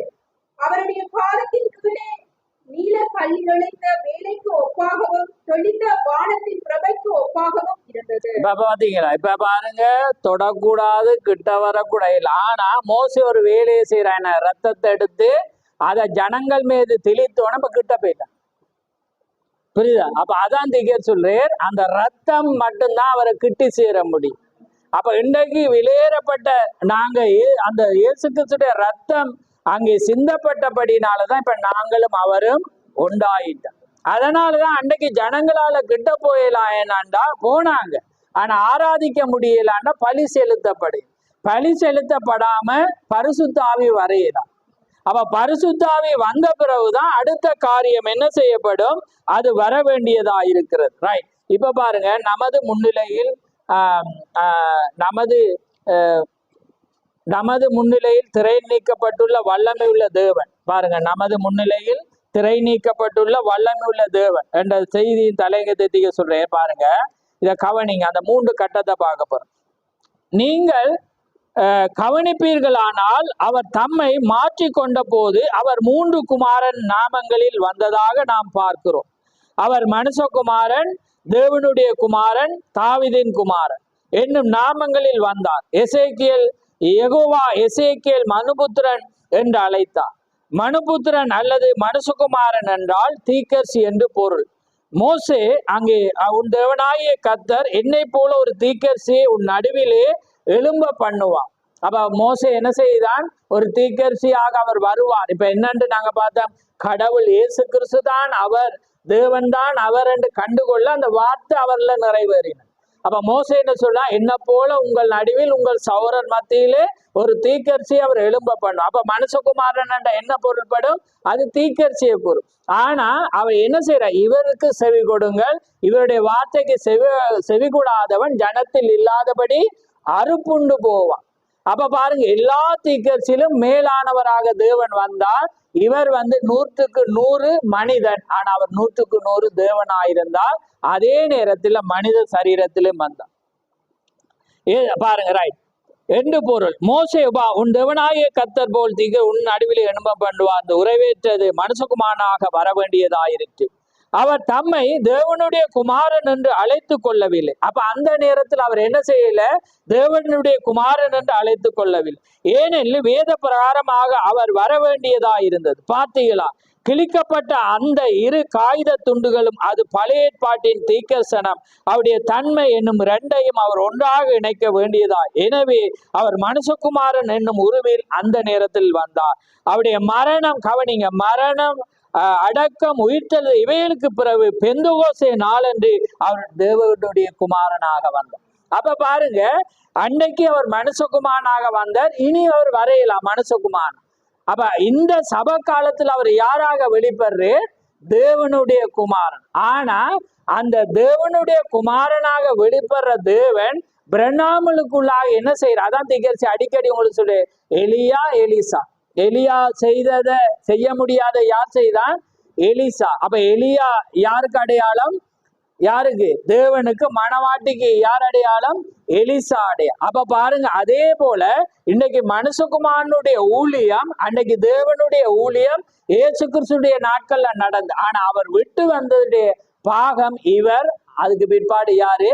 நம் மூலம் அவர் என்ன செய்யப்படுறார்? வெளிப்படுறார். அப்ப அந்த மனுஷகுமாரன் பிரண்ணாமுக்குள்ளாக என்ன செய்யறார்? தன்னுடைய ஊழியர், அதான் மனுஷகுமாரனுடைய ஊழியமாயிருக்கு. அப்ப அதனால்தான் தீர்க்கதரிசிட்ட பூமியில இருக்கக்குள்ளேயே இந்த கன்ஃபியூஸ் வந்தது, இந்த சந்தேகம் வந்தது. அப்ப அவர்கிட்டயே கேள்வி கேட்கிறாங்க ஜனங்கள், உங்களை மனுஷகுமாரன்ன்றாங்க. அப்ப இல்ல சோர்னே, நான் அந்த மனுஷகுமாரன் அல்ல, நான் அதாவது ஒரு மனுஷகுமார். அதாவது நீங்களும் அதே ஸ்தானத்தை பெறீங்க, நானும் பெற. ஆனா அந்த மனுஷகுமாரன் சொல்லப்பட்டது அது இயேசு கிறிஸ்து. புரியுதாங்க? அப்ப பாருங்க, தேவனுடைய குமாரனாகிய அவர் அந்த தீர்க்கதரிசிக்குள்ளாக அவர் என்ன செய்யறார்? தன்னை ஊட்டி மனுஷகுமாரனுடைய ஊழியத்தை அவர் என்ன செய்யறாரு? நிறைவேற்ற. அப்ப மனுஷகுமாரன் யாரு? இயேசு கிறிஸ்து. மனுஷகுமாருடைய ஊழியம் பிரண்ணாமுலம் மூலம் நிறைவேறு. அப்ப அது முடிஞ்சிட்டா இல்ல, அதே மனுஷகுமாரனுடைய ஊழியம் இன்றைக்கு நடக்கும். அதான் அந்த மனுஷகுமாருடைய ஊழியம் என்ற தலையங்கத்துல நான் இப்ப பிரசங்கிச்சுட்டு இருக்கிறேன். பாருங்க, ரைட். அப்ப விளங்கிட்டு தானே? இப்ப சப காலத்துல யாராக அவர் வெளிப்படுற? தேவனுடைய குமாரனார். ஆனா இனி எப்படி வரப்போறார்? அவர் சன் ஆஃப் டேவிட், அதாவது தாவீதின் குமாரனாக. அப்ப அவர் மனுஷகுமாரனா வரையில். அப்ப தாவீதின் குமாரனாக தான் அவர். அதான் 3 குமாரர்களின் ஞாபகம். பாருங்க, அவருடைய மரணம் பாருங்க, ஆவியின் ரூபத்தில் பரிசுத்த ஆவியாக வந்தார் என்று நாம் பார்க்கிறோம். தம்மை மாற்றிக்கொண்டு வேறொரு உருவத்தில் மக்களுக்கு தம்மை வெளிப்படுத்தினார். அவர் பரிசுத்த ஆவியாக, அது தேவன் சபையில் காலங்களில் தொடர்பு கொள்ள தேவனுடைய குமாரனாக வந்தார். ஆனா 1000 வருட அரசாட்சியின் போது அவர் தாவீதின் குமாரனாக, ராஜாவாக தாவீதின் சிங்காசனத்தில் உட்கார வருவார். தாவீதின் சிங்காசனத்தில் உட்கார வேண்டும். இப்பொழுது அவர் பிதாவின் சிங்காசனத்தில் உட்கார்ந்து இருக்கிறார். நான் ஜெயங்கொண்டு என் பிதாவின் சிங்காசனத்தில் உட்கார்ந்தது போல அவரோடு உட்காரும்படி உங்களையும் நான் என்ன செய்வேன்? அங்கே செய்வேன் என்று அவர் என்ன செஞ்சிருக்கிறார்? வாக்கு கொடுத்திருக்கு. அப்ப பாருங்க, எவ்வளவு ஒரு அழகான காட்சி பாருங்க. அந்த மனுஷகுமாரன் என்று சொல்லப்பட்ட ஆங்கிலத்துல பாருங்க, அது தேவனை குறிக்கிறது. அப்ப பாருங்க எவ்வளவு அழகாக. அப்ப அந்த மனுஷகுமாரன் யாரு? அதுதான் ஆதியில இருந்த அந்த வான்.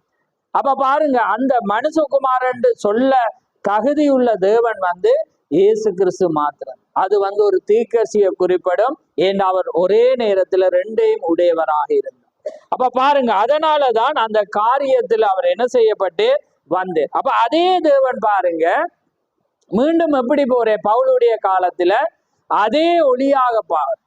அப்ப ஒளியாக பாருங்க, ஆதியில அதான் சரி தீர்க்கதரிசி சொல்ற, பழைய ஏற்பாட்டின் யெகோவா, புதிய ஏற்பாட்டின் இயேசு கிறிஸ்து என்று. புரியுதா உங்களுக்கு? அப்ப பழைய ஏற்பாடுல யெகோவா எப்படி வந்தேர்? காணக்கூடாத ஒளி.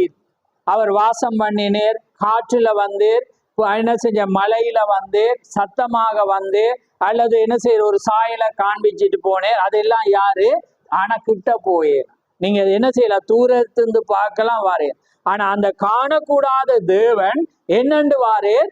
இயேசு கிறிஸ்துவாக வாரேன். இப்ப அவர் என்ன செய்யற? இன்னைக்கு நீங்க மாமிசத்தின்படி புறவு அறியலுமா? இல்ல. இப்ப எப்படி போயிட்டு திரும்ப? அதான் என்ன செய்யற? பவுல சந்திக்கக்குள்ள ஒரு ஒளி சந்திக்கக்குள்ள அவர் என்ன சொல்ற? அதே யெகோவா நான்டா சொன்னேன். என்னன்னு சொன்னேன்? நீ துன்பப்படுத்துற இயேசு நானே. அப்ப அவர் கிட்ட போய் தடவினேரா? இல்ல, தடவே இல்லை. ஏன்? அவர் மேலே இருக்கு, அக்னி ஸ்தம்பமா இருந்த கிட்ட போயிடலாம். போனா என்ன செய்ய? சுடு. என்ன செய்ய? சேரையில. அதாவது அவர் மகா பரிசுத்தத்துக்கு போயிட்டு, ஆனா பூமியில வரக்குள்ள மனிதனாக வந்தபடினா எல்லாரும் தொட்டாங்க, அவரை கட்டி அணைத்தாங்க, அவருக்காக என்ன செய்தாங்க? ஒவ்வொரு சேவைகளை செய்தாங்க, பாதத்தை கழிவு எல்லாம் செய்யும். ஆனா இப்ப ஒன்றுமே செய்யும். ஆனா இன்றைக்கு ஆட்கள் செய்யறான். ஆனா அது என்ன செய்யலாது? மாமிசத்தின்படி என்ன செய்யல? இனி ஒருபோதும் அதை அறியல. புரியுது அவங்களுக்கு? பாருங்க, அதே தேவன் தான் தன்னை என்ன செஞ்சிட்டு பழைய ஏற்பாடின்படி என்ன செஞ்சுட்டு மாற்றி அமைச்சு. அப்ப பாருங்க, அதே ஆதியில இருந்த அதே தேவன் இயேசுக்குள்ள திரும்ப அதே அக்னி ஸ்தம்பத்துக்குள்ள அவர் போன பிற்பாடு ஒரே தேவன். அப்ப நாங்க தான் அறிஞ்சிருக்கு அவர் நேற்றும் இன்றும் மாறாத. அதான் வேதம் சொல்லுது, இயேசு கிறிஸ்து நேற்றும் இன்றும் மாறாதவர். ரோமரை பாருங்க, ரோமர் 1:20 நினைக்கிறேன். பாருங்க, நான் ஏன் அந்த காரியத்தை பார்க்கிறேன், தேவன் ஒருவர் எப்படி அவர் தன்மை வெளிப்படுத்துறார் என்பதை நாங்க பார்த்து நாங்க முடிக்க போறோம். பாருங்க, 19 இருந்து வாசிங்க. இதை கவனமா பாருங்க. பார்த்தா இப்பயும் ஒரு ஆமைன்னு சொல்லுவீங்க, இல்லாட்டி பேசாம இருப்பீங்க. ரைட், வாசிங்க. தேவனை குறித்து அறியப்படுவது அவர்களுக்குள்ளே வெளிப்பட்டிருக்கிறது, தேவனே அதை அவர்களுக்கு வெளிப்படுத்தி இருக்கிறார். எப்படி என்றால், காணப்படாதவைகளாகிய அவருடைய நித்திய வல்லமை, வேதத்துவம் என்பவைகள் உண்டாக்கப்பட்டவைகளினாலே உலகம் உண்டானது முதற்கொண்டு தெளிவாய் காணப்படும். ஆதலால் அவர்கள் போக்கு சொல்ல இடமில்லை. அடுத்தது, அவர்கள் தேவனை அறிந்தும் அவரை தேவன் என்று மகிமைப்படுத்தாமலும் தோத்தறியாமலும் இருந்து தங்கள் சிந்தனைகளினாலே வீணர் ஆனார்கள். உணர்வில்லாத அவர்களுடைய இருதயம் இருளடைந்தது. புரியுதா? இப்ப விளங்கி வசனத்தை வடிவா பார்த்தாலே விளங்கிட்டு. எப்படி என்றா, திரும்ப நான் சொல்றேன், கவனமா பாருங்க, சொல்லி முடிக்கிறேன். பாருங்க, தேவனை குறித்து அறியப்படுவது அவர்களுக்குள்ளே வெளிப்பட்டிருக்கிறது. இப்ப தேவன் யாரென்று இப்ப உங்களுக்கு பைபிளை பார்த்தா தெரியும். உதாரணத்துக்கு பாருங்கண்டா, சமாரியா ஸ்திரீட்ட தேவன் வந்தோன்னு அவன் என்ன சொல்றார்? இந்த காலத்துல எப்படி தெரியும்? அவைக்கு முன்னமே பிரசங்கிக்கப்பட்டிருந்துச்சு, இப்படி வருவேன், இப்படி வர்றவர் தான் மேசியான். அப்ப அதே போல இப்ப வேதம் என்ன சொல்லுதுண்டா பாருங்க, தேவனை குறித்து அறியப்படுவது அவர்களுக்குள்ளே வெளிப்பட்டிருக்கிறது. எப்படி தேவன் இப்ப வாரேன், நீங்க கண்டுகொள்ளணும் யாருண்டு. சரியா? வெளிப்பட்டிருக்கு. தேவனே அதை அவளுக்கு வெளிப்படுத்தி இருக்கிறார். அப்ப என்ன சொல்றேன், நீங்க நல்ல ஒரு வாசனம், நல்ல வாசனம், யோவான் 6 துவங்கி விடுங்க.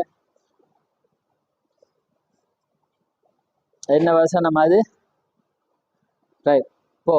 சரி, அதை நாங்க பார்ப்போம். ஞாபகம் 19. எப்படி என்றால், காணப்படாதவைகளாகி அவருடைய நித்திய வல்லமை. ஆரம்பத்தில் எப்படி இருந்துச்சு?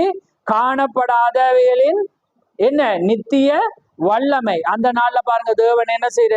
செங்கடலை பிறந்தா, அதே நேரம் அக்கினியை கொண்டா, மலையை கொண்டா, கண்மலை. அது வல்லமையாக என்ன செய்ய அவரை பார்க்கறது. அவர் பேசும்போது எப்படி இருந்துச்சு? இடி முழக்கமா. அப்ப பாருங்க, காணப்படாதவைகளாகி அவருடைய நித்திய வல்லமை, தேவனுக்கு வேதத்துவம் என்பவைகள் உண்டாக்கப்பட்டிருவையினாலே உலகம் உண்டானது முதற்கொண்டு தெளிவாய் காணப்படும். அப்ப எல்லாமே என்ன செய்ய? தெளிவாய் காணப்பட்டது, தெளிவாய் போதிக்கப்பட்டிருக்கு. ஆதலால் அவர்கள் போக்கு சொல்ல இடமில்லை. இப்ப என்னத்துக்கு இங்க சொல்றான்டா, இப்ப தேவன் வந்துட்டேர், ஆனா அவங்க என்ன செய்ய? தேவனண்டு அறிந்திருந்தும் தேவனண்டு அவங்க என்ன செய்யல? கணத்தை கொடுக்கல. ஆனா வேதம் என்ன சொல்லுது? ஒரு கன்னியாக அவர் வருவார், கன்னியும் கற்பம். என்ன? ஒரு ஸ்திரீ வித்த என்ன செய்யும்? நசுக்கும். அவர் என்ன செய்ய? கல்வாரியில பிசாசினுடைய எல்லாமே நசுக்கினார். ஏன்னா வேதத்தின் அவ்வளவு வார்த்தையும் அவர் மூலம் என்ன செய்யப்பட்டது? நிறைவேறினார். ரைட். அப்ப பாருங்க, எப்படி என்றால், காணப்படாதவையே அவருடைய நித்திய வல்லமை, வேதத்துவம் என்பவையில் உண்டாக்கப்பட்டிருக்கிறனாலே உலகம் உண்டானது முதற்கொண்டு தெளிவாய் ஆதலால் அவர்கள் போக்கு சொல்ல இடமில்லை. அவர்கள் தேவனை அறிந்திருந்தும் என்னையா? தேவனை அறிந்திருந்தும் அவரை தேவன் என்று மகிமைப்படுத்தாமலும் சோசரியாமலும் தங்கள் சிந்தனையினாலே வீணரானார்கள். உணர்வில்லாதபடி அவருடைய இருதயம் இருமன். அப்ப அதான் அவர் சொல்றே. நல்ல அந்த வசனத்தை வாசிங்க. என்னண்டா வசனம் அவர் சொல்றே? நல்ல என்ன என்ன விசுவாசிக்காவிட்டாலும் என்னுடைய கிரியில. நல்ல வசனம், அதை துவக்கி விடுங்க டக்கன்னு.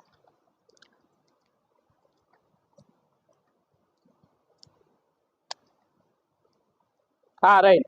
வேத வாக்கியங்களை ஆராய்ந்து பாருங்க, அவைகளால் நித்திய ஜீவன் உண்டென்று சொல்லுகிறீர்களே, என்னை குறித்து சாட்சி கொடுக்கிறவைகளும் அவைகளே. என்னையா? வேத வாக்கியங்களை ஆராய்ந்து பாருங்க. இப்ப பவுல் என்ன சொல்றான்? தேவன் அறியப்பட்டிருக்கிறான், வெளியரங்கமா இருக்கு. ஏனென்றால் நித்திய தேவன் வேதத்துவத்தின் மகிமை பரிபூரணம். அதான் தீமோத்தேயுக்கு பவுல் சொல்லக்குள்ள, வேதத்தின் பரிபூர்ணம் எல்லாம் இயேசுவின் மூலம் வெளிப்பட்டது. அப்ப பாருங்க, வேதத்தின் பரிபூர்ணம் எல்லாம் யாருல வெளிப்பட்டது? இயேசு கிறிஸ்து மூலம். அப்ப பாருங்க, வேத வாக்கியங்களை ஆராய்ந்து பாருங்க, அவைகளால் நித்திய ஜீவன் உண்டென்று சொல்லுகிறீர்கள், ஆனா அவை என்னை குறித்து சாட்சி கொடுக்கிறவைகளும் அவை.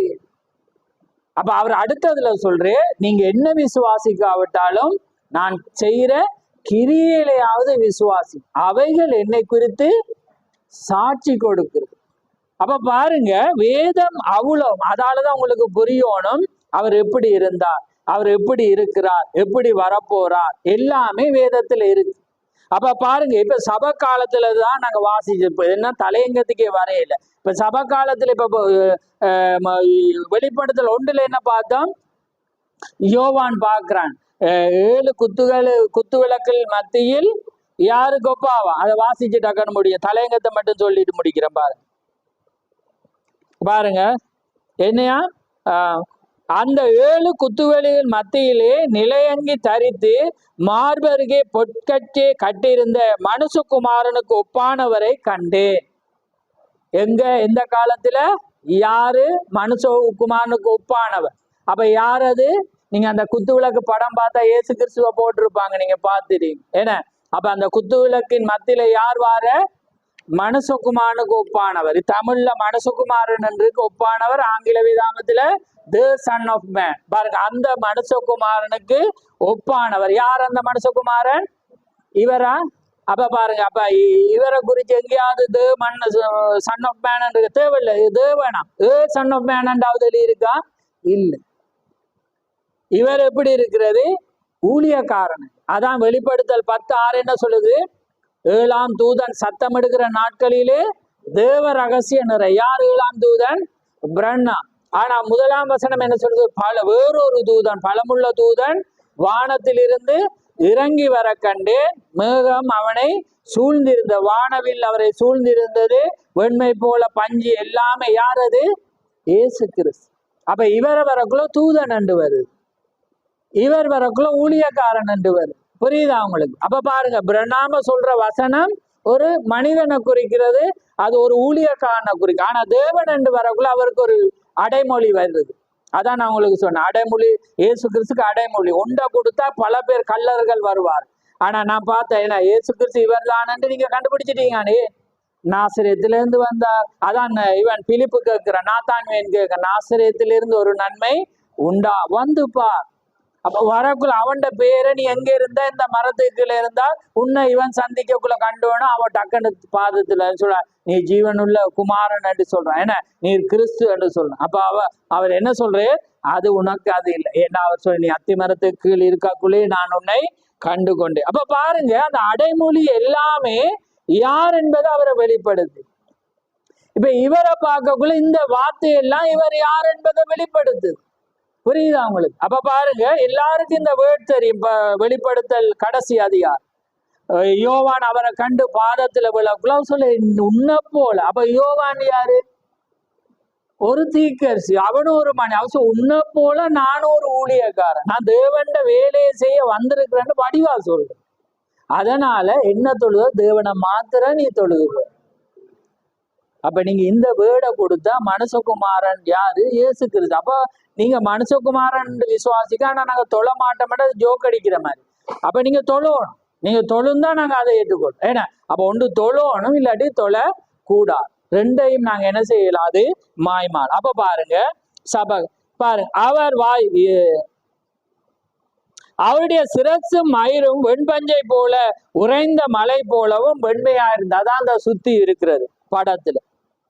அவருடைய சத்தம் பெருவெள்ளம் இறைச்சை போல் இருந்தது. தமது வலது கரத்தில் 7 நட்சத்திரங்களை ஏந்தி கொண்டிருந்தார். 7 நட்சத்திரம் யாரை குறிக்கிறது? நட்சத்திரம் என்ன? சபை. என்ன நட்சத்திரம்? சபை தானே. குத்து விளக்கு சபை. நட்சத்திரம் யாரு? தீக்கரிசி. அப்ப 7 யாரு? பிரண்ணாம் எத்தனையாம் தூதன்? அப்ப புழைக்குது. நீங்க சொல்றீங்க மனசகுமார் அவர் இப்ப இவர் 7ஐயும் தூக்கிட்டாரு. புரியுதா உங்களுக்கு? இந்த வசனமே காட்டுது. அப்ப இப்ப இவர் 7ஆம் தூதன். வசனமே சொல்லுது 7ஆம் தூதன் சத்தம் எடுக்கிற நாட்கள்ல இங்க மனசுகுமாரன் கையில வச்சிருக்கு. யார வச்சிருக்கு? 7 பேரையும் வச்சுட்டு. அப்ப பாருங்க தமது வலதுகரத்து 7 நட்சத்திரங்கள் ஏத்து கொண்டுதான். அவர் வாயிலிருந்து இருபுறமும் பட்டயம் புறப்படுது. அவருடைய முகம் வல்லமையா பிரகாசிக்கிற சூரியன் போல். நான் அவரை கண்டபோது செத்தவனை போல் ஆனேன். அவருடைய பாதத்தில் விழுந்தேன். அப்பொழுது அவர் தம்முடைய வலது கரத்தை என் மேல் வைத்து என்னை நோக்கி பயப்படாதே. நான் அதான் அடிக்கடி சொல்ல, நீங்க இயேசு கிறிஸ்து வர்ற எந்த இடத்துலயும் பாருங்க, முதலாவது சொல்ற வேர்டு என்ன? பயப்படா. அவர் முதலாவது அதை சொல்லிட்டு தான் அடுத்தது போய் பயப்படாதே, நான் முந்தினவரும் பிந்தினவரும் உயிருள்ளவரும் ஆயிருக்கிறேன். இப்ப பிரண்ணாம் சொல்லலுமா? அப்ப இது யார் வேர்டு ஆரம்பிக்குது? யார? மனுஷகுமாரன் தானே ஆரம்பிக்குது. அப்படித்தானே ஆரம்பிக்குது. அப்ப இதுல யாரையும் பொறுத்தேலுமான்னு சொல்லுங்க பாப்பறேன். அந்த தமிழ்ல மனுஷகுமார், ஆங்கிலத்துல அந்த மனுஷகுமார். அப்ப பாருங்க, அந்த மனுஷகுமாரன் தான் யாருன்னு வாரு. அப்ப உங்களுக்கு தெரியணும், யாராவது மனுஷகுமாரன் சொன்னா அது முட்டாள். ஏன்னா அந்த மனுஷகுமாரன் என்பது இயேசு கிறிஸ்து. அதுல வேற அடைமொழியே இல்லை. விளங்குது அவங்களுக்கு? எந்த தீக்கர்சியும் எங்கேயுமே எழுதல. ஒருவனுக்கு அதான் நான் சொன்னேன், எசேக்கியேல், அதுக்கும் தீக்கர்சி வெளிப்பாடு கொடுத்துருக்கு. நாங்க இன்னொரு கட்டத்துல பார்ப்போம். அவனுக்கு மட்டும்தான் அது கொடுக்கப்பட்ட. வேறு எந்த இடத்திலும் அவர் என்ன செய்யல, வேறொரு தீக்கர்சிய மனுஷகுமாரனுக்கு ஒப்பாக என்ன செய்யல, கொண்டு வரையல. மரித்தேன் ஆனா இதோ சதாங்காலங்களில் உயிரோடு. ஆமேன். நான் மரணத்துக்கும் பாதாளத்துக்கும் உரிய திறவுகோலை உடையவனாயிருக்கேன். நீ கண்ட வேலை இருக்கிற வேலையும் இவளுக்கு பின் சபைகளை எழுது. என் வலது கரத்தில் நீ கண்ட 7 நட்சத்திரங்களின் ரகசியத்தை எழுது. பொன் வித்துக்குலத்தின் ரகசியத்தையும் எழுது. அந்த 7 நட்சத்திரங்களும் 7 சபை காலத்தின் தூதர்கள். நீ கண்ட 7 குத்து விளக்குகளும் 7 சபை காலம். அப்ப பாருங்க, இதுதான் ரகசியம். அப்ப பாருங்க, அந்த மனுஷகுமாரன் வெளிப்படும் நாள். இப்ப அடுத்த பாயிண்ட சொல்லி நான் முடிக்கிறேன். என்ன வெளிப்படும் நாள்? அப்ப மனுஷகுமாரன் வெளிப்படக்குள்ள இங்க இருந்து யார் போறது? 7ஆம் தூதன் மேல போற. அப்ப யார் வெளிப்படுற நாள்ல? அந்த மனுஷகுமாரன் வெளிப்படக்குள்ள கீழே இருந்த பிரண்ணா எங்க போறே? மேகத்துக்குள்ளா. இந்த இதுக்கு சுத்தி வர இருக்கே, அது வேறொன்றும் இல்லையா? எது? 7 தூதர்கள். 7 தூதர்கள் தான் அவரை என்ன செய்யறாங்க? சூழ்ந்து இருக்கிறாங்க. அப்ப 7 தூதர்கள் யார்? இவர் 7ஆம் தூதர். அப்ப என்ன நடக்கிறது? இவர் என்ன செய்யறார்? அங்க போரு. ஏன்னா இவர் தானே பிரசங்கிக்கப்படணும். அப்ப அதனால இவர் போரு. அப்ப 7 தூதர்கள் இறங்கி வராங்க, கீழே இருக்கிறவர் போரு. அப்ப இதுல ஒரு கன்ஃபியூஸ் வரும். அப்ப 7 யார் வந்திருப்பாங்க? இன்றைக்கு நிறைய பேர் சொல்றாங்க அவங்க இல்ல, இப்ப மேல 7. அப்ப யார் வார? அது எது வந்திருக்கு? தியோபனி வந்திருக்கு. புரியுது? அந்த தியோபனி இப்ப பாருங்க, எங்களுக்கும் ஒவ்வொரு தூதர் இருக்கு. அப்ப இந்த தூதன் போனோன்னு இவருக்காக கொடுக்கப்பட்ட அந்த தூதன் இவருக்கு விவரிக்கிறார். அப்ப விவரிச்சோன்னு தான் இவர் பெற்றுக்கொண்டு என்ன செய்யறு? கீழே இறங்கிவார். அப்ப 7 தூதர்கள் வரக்குள்ள இங்க இருந்து, அப்ப இது 8ஆவதா போயிருமே, 8ஆவது வரையில். அப்ப இவர் என்ன செய்யறு? இதுல மாமிச சரீரத்தில் என்ன செய்யப்படுற? எடுக்கப்பட்டு அந்த காட்சியை கண்டுட்டு அவர் கீழே வாரு. யோவான் எப்படி அவர முகத்தை கண்டது போல இவர் கண்டதுதான் என்ன செய்யறார்? அப்ப அதுக்கு முதலே தேவன் என்ன செய்யற? அவருடைய முகத்தை காண்பிச்சுட்டு, அதனாலதான் அந்த வரைபடத்தை கீறின அந்த மனிதனுடைய போட்டோ அவர் வைக்கிறதுக்கு காரணம். அதே வண்ணமாக லைஃப் பத்திரிகை வெளியிட்ட பிற்பாடு இவர் சும்மாதான் வச்சிருக்க, திருப்பாம இப்படி இருக்கக்குள்ள தேவன் சொல்றேன், நீ என்ன செய், இப்படி இருக்குது, வலது பக்கம் திருப்பிப்பான்னுக்குள்ளதான் இந்த மேகம் வர. அங்க இயேசு கிறிஸ்துடைய முகத்தை அவர் காண. அப்ப அதுல யார் வெளிப்பட்டது? தேவன். அப்ப இப்ப பாருங்க, இன்னொரு உதாரணம் சொல்ல, பேசக்குள்ள என்னோட தேவன் ஞாபகம். இப்ப உதாரணத்துக்கு சரி, அப்ப ஒருவேளை இந்த மனுஷகுமாரன் தான் வெளிப்படுமெண்டா நாங்க இன்னொரு வேர்டை பார்த்து முடிப்போம். சரியா? இப்ப கவனமா பாருங்க.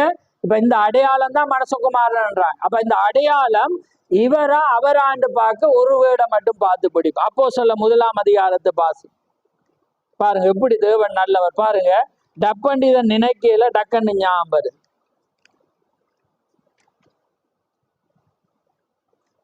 எத்தனையாவது அது?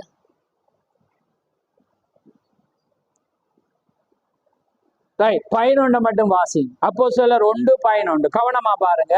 கலிலேயராகிய மனுஷரே, நீங்கள் ஏன் வானத்தை அண்ணாந்து பார்த்து நிற்கிறீர்கள்? உங்களிடத்தினின்று வானத்துக்கு எடுத்துக் கொள்ளப்பட்ட இந்த இயேசுவானவர் எப்படி உங்கள் கண்களுக்கு முன்பாக வானத்துக்கு எழுந்தருளி போனாரோ அப்படியே மறுபடியும் வருவார் என்றார்கள். ஆமென். இப்ப என்னையா எப்படி அதுக்கு நீங்க அந்த மேகத்தை பார்க்கணுமெண்டா அதை பார்த்துருங்க. முன்னுக்கு 9ஆம் வசனத்தை வாசி. இவைகளை அவர் சொன்ன பின்பு அவர்கள் பார்த்து கொண்டிருக்கையில் உயர எடுத்துக் கொள்ளப்பட்டார். அவர்கள் கண்களுக்கு மறைவாக ஒரு மேகம் அவரை எடுத்துக் கொண்டது. ஆமென். பாருங்க, ஒரு மேகம் என்ன செஞ்சிட்டு அவரை எடுத்துட்டு போகுது. இதே மேகம் மாதிரி ஒன்று என்ன செய்யுது, அவரை எடுத்து போகுது. அப்ப உடனே இவங்க மேல பாக்குறாங்க, மேகத்தை பார்த்துருக்காங்க. அவங்க சொல்றாங்க, கலிலியாரிய மனுஷரே, ஏன் வானத்தை அண்ணாந்து பார்க்கிறீர்கள்?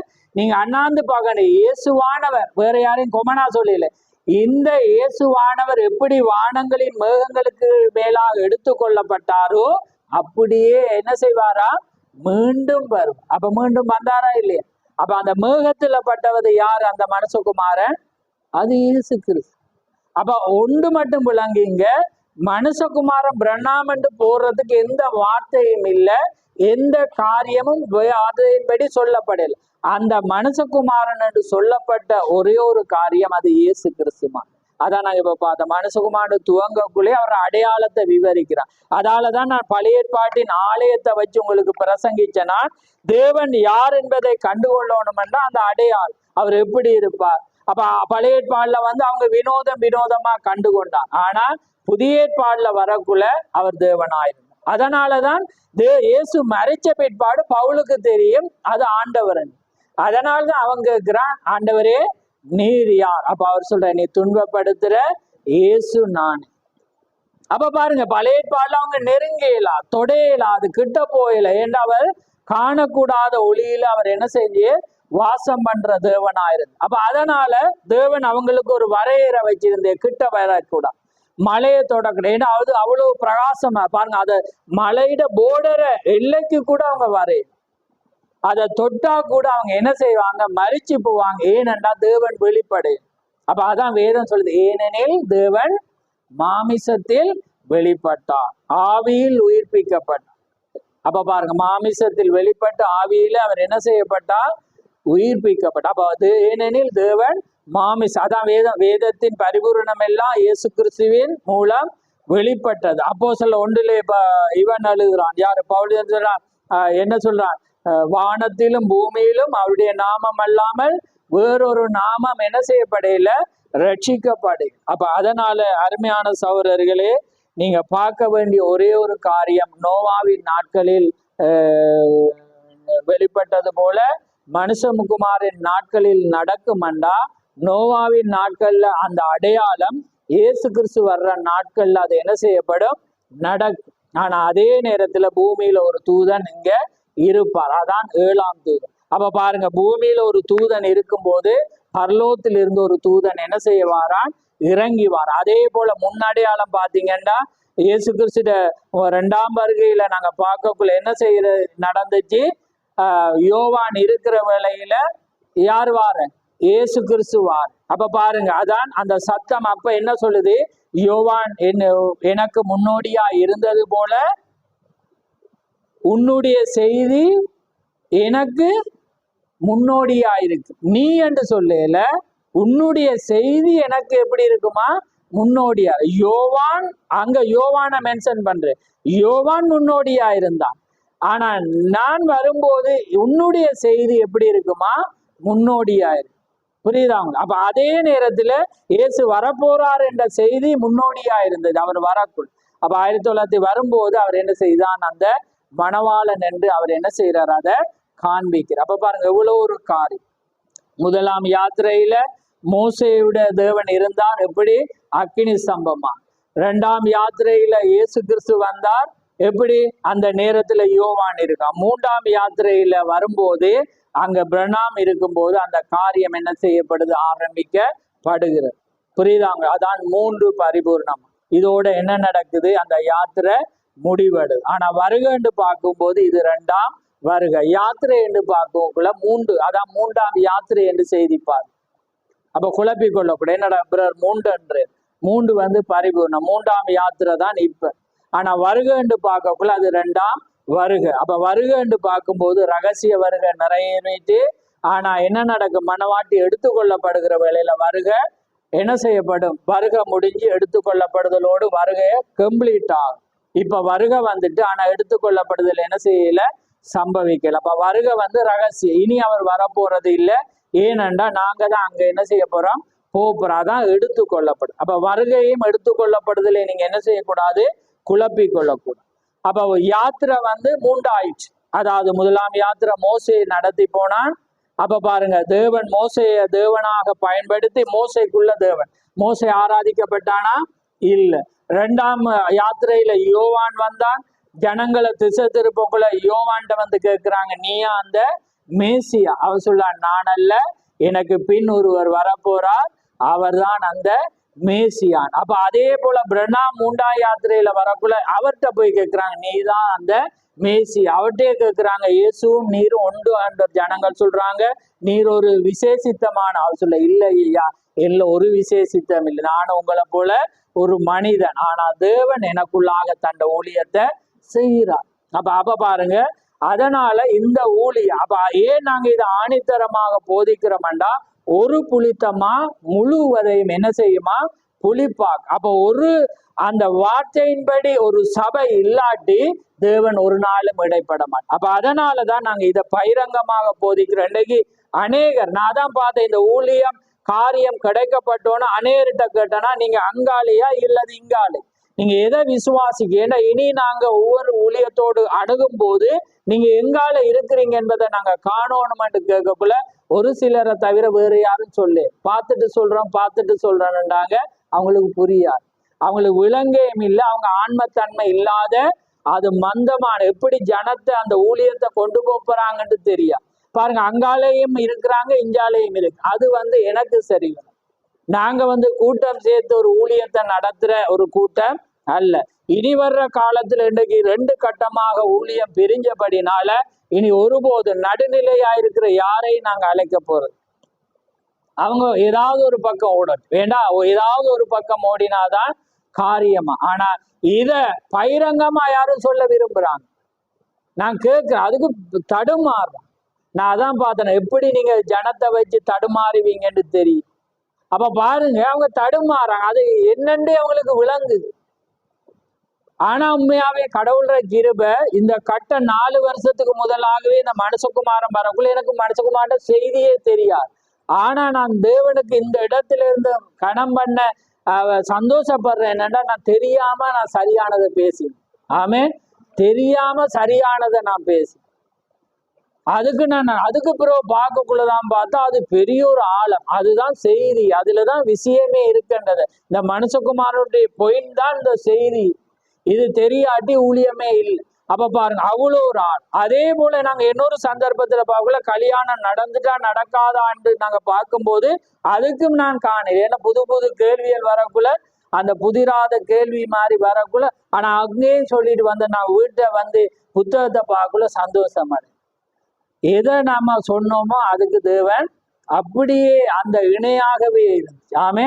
அப்ப பாருங்க, அதுதான் காரியம். அப்ப அதே போல இந்த கடைசி நாட்கள்ல அப்படிப்பட்ட, அதுக்குதான் அது வஞ்சகம், அது நிலையற்றது, அது வந்து அந்த தன்மையை ஏற்ற வண்ணமாகவே. அதே போல இந்த ஊழியங்களை நீங்க ஆராய்ஞ்சு பார்க்கும் நிலை இல்லாம். அதான் நான் போன வாரம் சொன்னேன், ஒவ்வொரு புது புது ஊழியம், புது புது காரியம். 8ஆம் தூதன் இருக்குன்னு ஒரு நாள் வந்தாங்க, மனுஷகுமாரன் பிரணாமன், இப்ப அது முன்னமே வந்தது, இப்பயுமே. அதே போல இயேசு கிறிஸ்து கிச்சிலி மரத்துக்கு கீழே பிறந்தான். இப்ப கொஞ்ச நாள சவத்தை எரிச்சு திரிச்சாங்க. அப்ப எரிக்கிறதுனால அவங்க சொன்னாங்க, சவம் எரிக்கிறதுல ஒன்றுமில்லைன்னு, அதுக்கு ஒரு வெளிப்பாட்டு போகுது. ஆனா இப்ப வந்து அதை மாத்திட்டாங்க, இடம் கிடைச்சும். அப்ப பாருங்க, இந்த போதனைகள் வந்து காரியம்.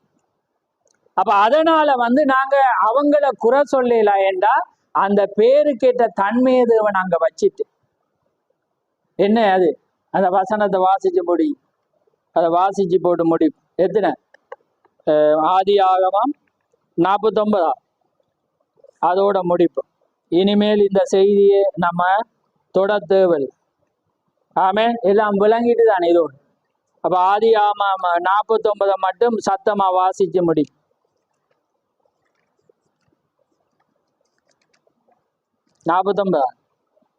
வாசி.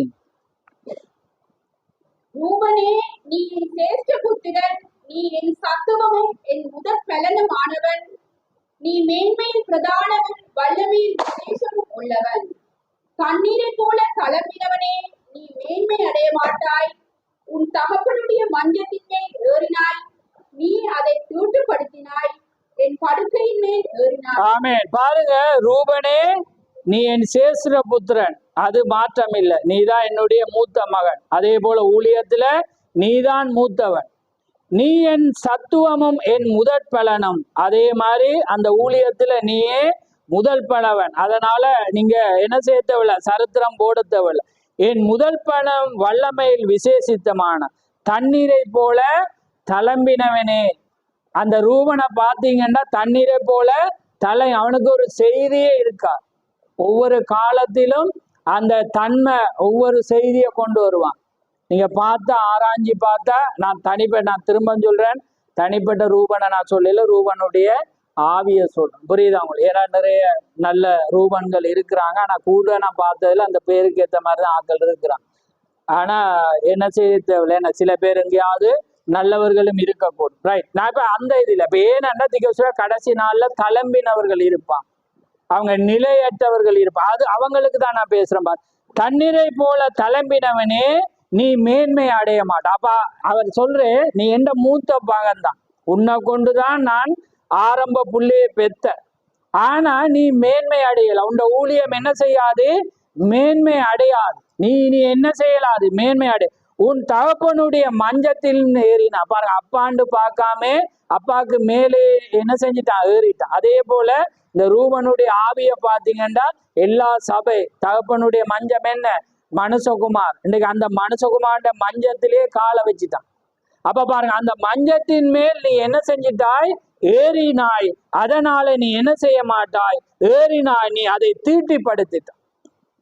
இன்னைக்கு அப்படியான ஒரு உபதேசத்தை கொண்டு நீ என்ன செஞ்சிட்டா, தேவனுக்கு ஒப்பான நீ தீட்டிப்படுத்திட்டாய். என் படுக்கையின் மேல் ஏறிட்டான். பாருங்க, அவரோட படுக்கைக்கே ஏறிட்டான். அப்ப அதனால மனுஷகுமார் என்பது இயேசு கிறிஸ்து. இன்னைக்கு அந்த டொபிக்கு இவங்க என்ன செஞ்சிட்டாங்க, ஏறிட்டான். தகப்பனுடைய மஞ்சத்தின் மேலே நீ ஏறிட்டான். அப்ப அதனால நீ என்ன செய்ய மாட்டா, தண்ணீரை போல தளம்பினவனே நீ மேன்மை அடைய மாட்டாய் என்று தேவன் சொல்ற. அதே போல நீங்க எப்பயாவது ஒரு செய்தியில நிலைச்சிருங்க, தேவன் கடமைப்பட்டிருக்கு. நீங்க அறியாம எதையுமே பேசாது. நீங்க எப்பயுமே ஒரு செய்தியை கொண்டு வரும்போது நீங்க ஜெபத்துல இருங்க. அப்பதான் என்ன செய்யப்படும், காரியம். அப்படி இல்லாட்டி இந்த ரூபனுடைய ஆவி உங்களுக்குள்ளே எனக்குள்ளேயும், அதாவது மனிதனுடைய ஆவி இல்ல, தேவன் வச்ச சாந்த். பாருங்க, பேர் எப்பயுமே மாறும். அப்ப பாருங்க, தேவன் அதை வச்சுட்டா மாத்தேலாம், அப்படிதான் இருப்பான். அதே மாதிரி ரூபனுடைய வம்சம் அப்படி எந்த இது இல்ல. இப்ப இந்த இடக்குள்ள இங்க இருக்கிற யாரையும் இல்ல. இந்த வம்சத்தை பாத்தீங்கன்னா அப்படிதான் அவங்க இருக்கிறாங்க, அவங்க தளம்பினவங்க. அதே போல ஒவ்வொரு காரியத்துல பாத்தீங்கன்னா எல்லாமே ஆசீர்வாதம். என்னென்ன ஆசீர்வாதம் தேவனுடைய காரியத்துக்கூடாக யாக்கோபுடைய காரியங்களுக்கு கொடுக்கப்பட்டதோ அதை அப்படி ஆசீர்வதிக்க, அதை மாத்தல. தேவன் ஆசீர்வதிச்சா சபிக்கலாம், சபிச்சா ஆசீர்வதிக்கலாம். ஆமே. அதனாலதான் நாங்க என்ன செய்யணும், அதான் திகழ்சுடைய பேர்கள் வச்சா அதுக்கேற்ற தன்மை வரும். அதால உங்களை நீங்க என்ன செய்யுங்க, பேர்களை மாத்திக்கோங்க. அதுக்காக நீங்க கேட்கலாம், ரூபனும் என்ன தேவண்ட கோத்திரத்திலே முதலாவது தானே மாத்தணும். அது எனக்கு தெரியாது. ஆனா நான் பார்த்ததுல எல்லாருமே அப்படித்தான் இருக்கு. அவங்க எல்லாம் பண்டித மணியா தான் இருக்கிறாங்க. அவங்களோட பேசி நீங்க தெரிஞ்ச ரூபன் எல்லாம் ஆராய்ஞ்சிப்பார், அப்படிதான் இருப்பான். நானும் கண்டிருக்கேன். அவங்க எல்லாமே ஒரு மேலான எண்ணம் படைச்சவராங்க. அவங்க சொல்றதுதான் சரி என்ற ஒரு எண்ணத்தில் அவங்க இருப்பாங்க.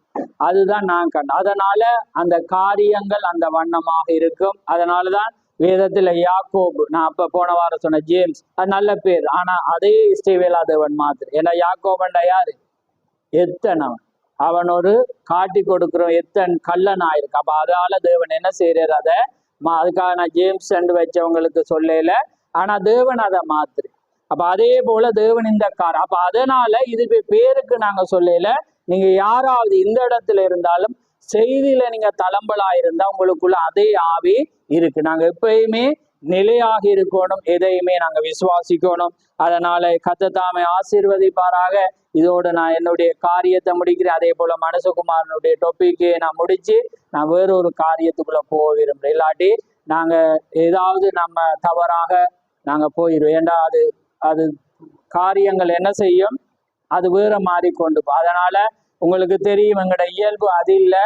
ஆனா நாங்க எதை விசுவாசிக்கிறோம் என்பதை ஆணித்தரமாக போதிக்க தான் நான் இதை போதிக்கிறேன். அதனால கர்த்தர் தாமே என்னை ஆசீர்வதிப்பாராக, உங்களையும் ஆசீர்வதிப்பேன். நாங்க யாவரும் எழுந்திருந்து நாங்க கண்களை மூடி நாங்க ஜெபிப்போம்.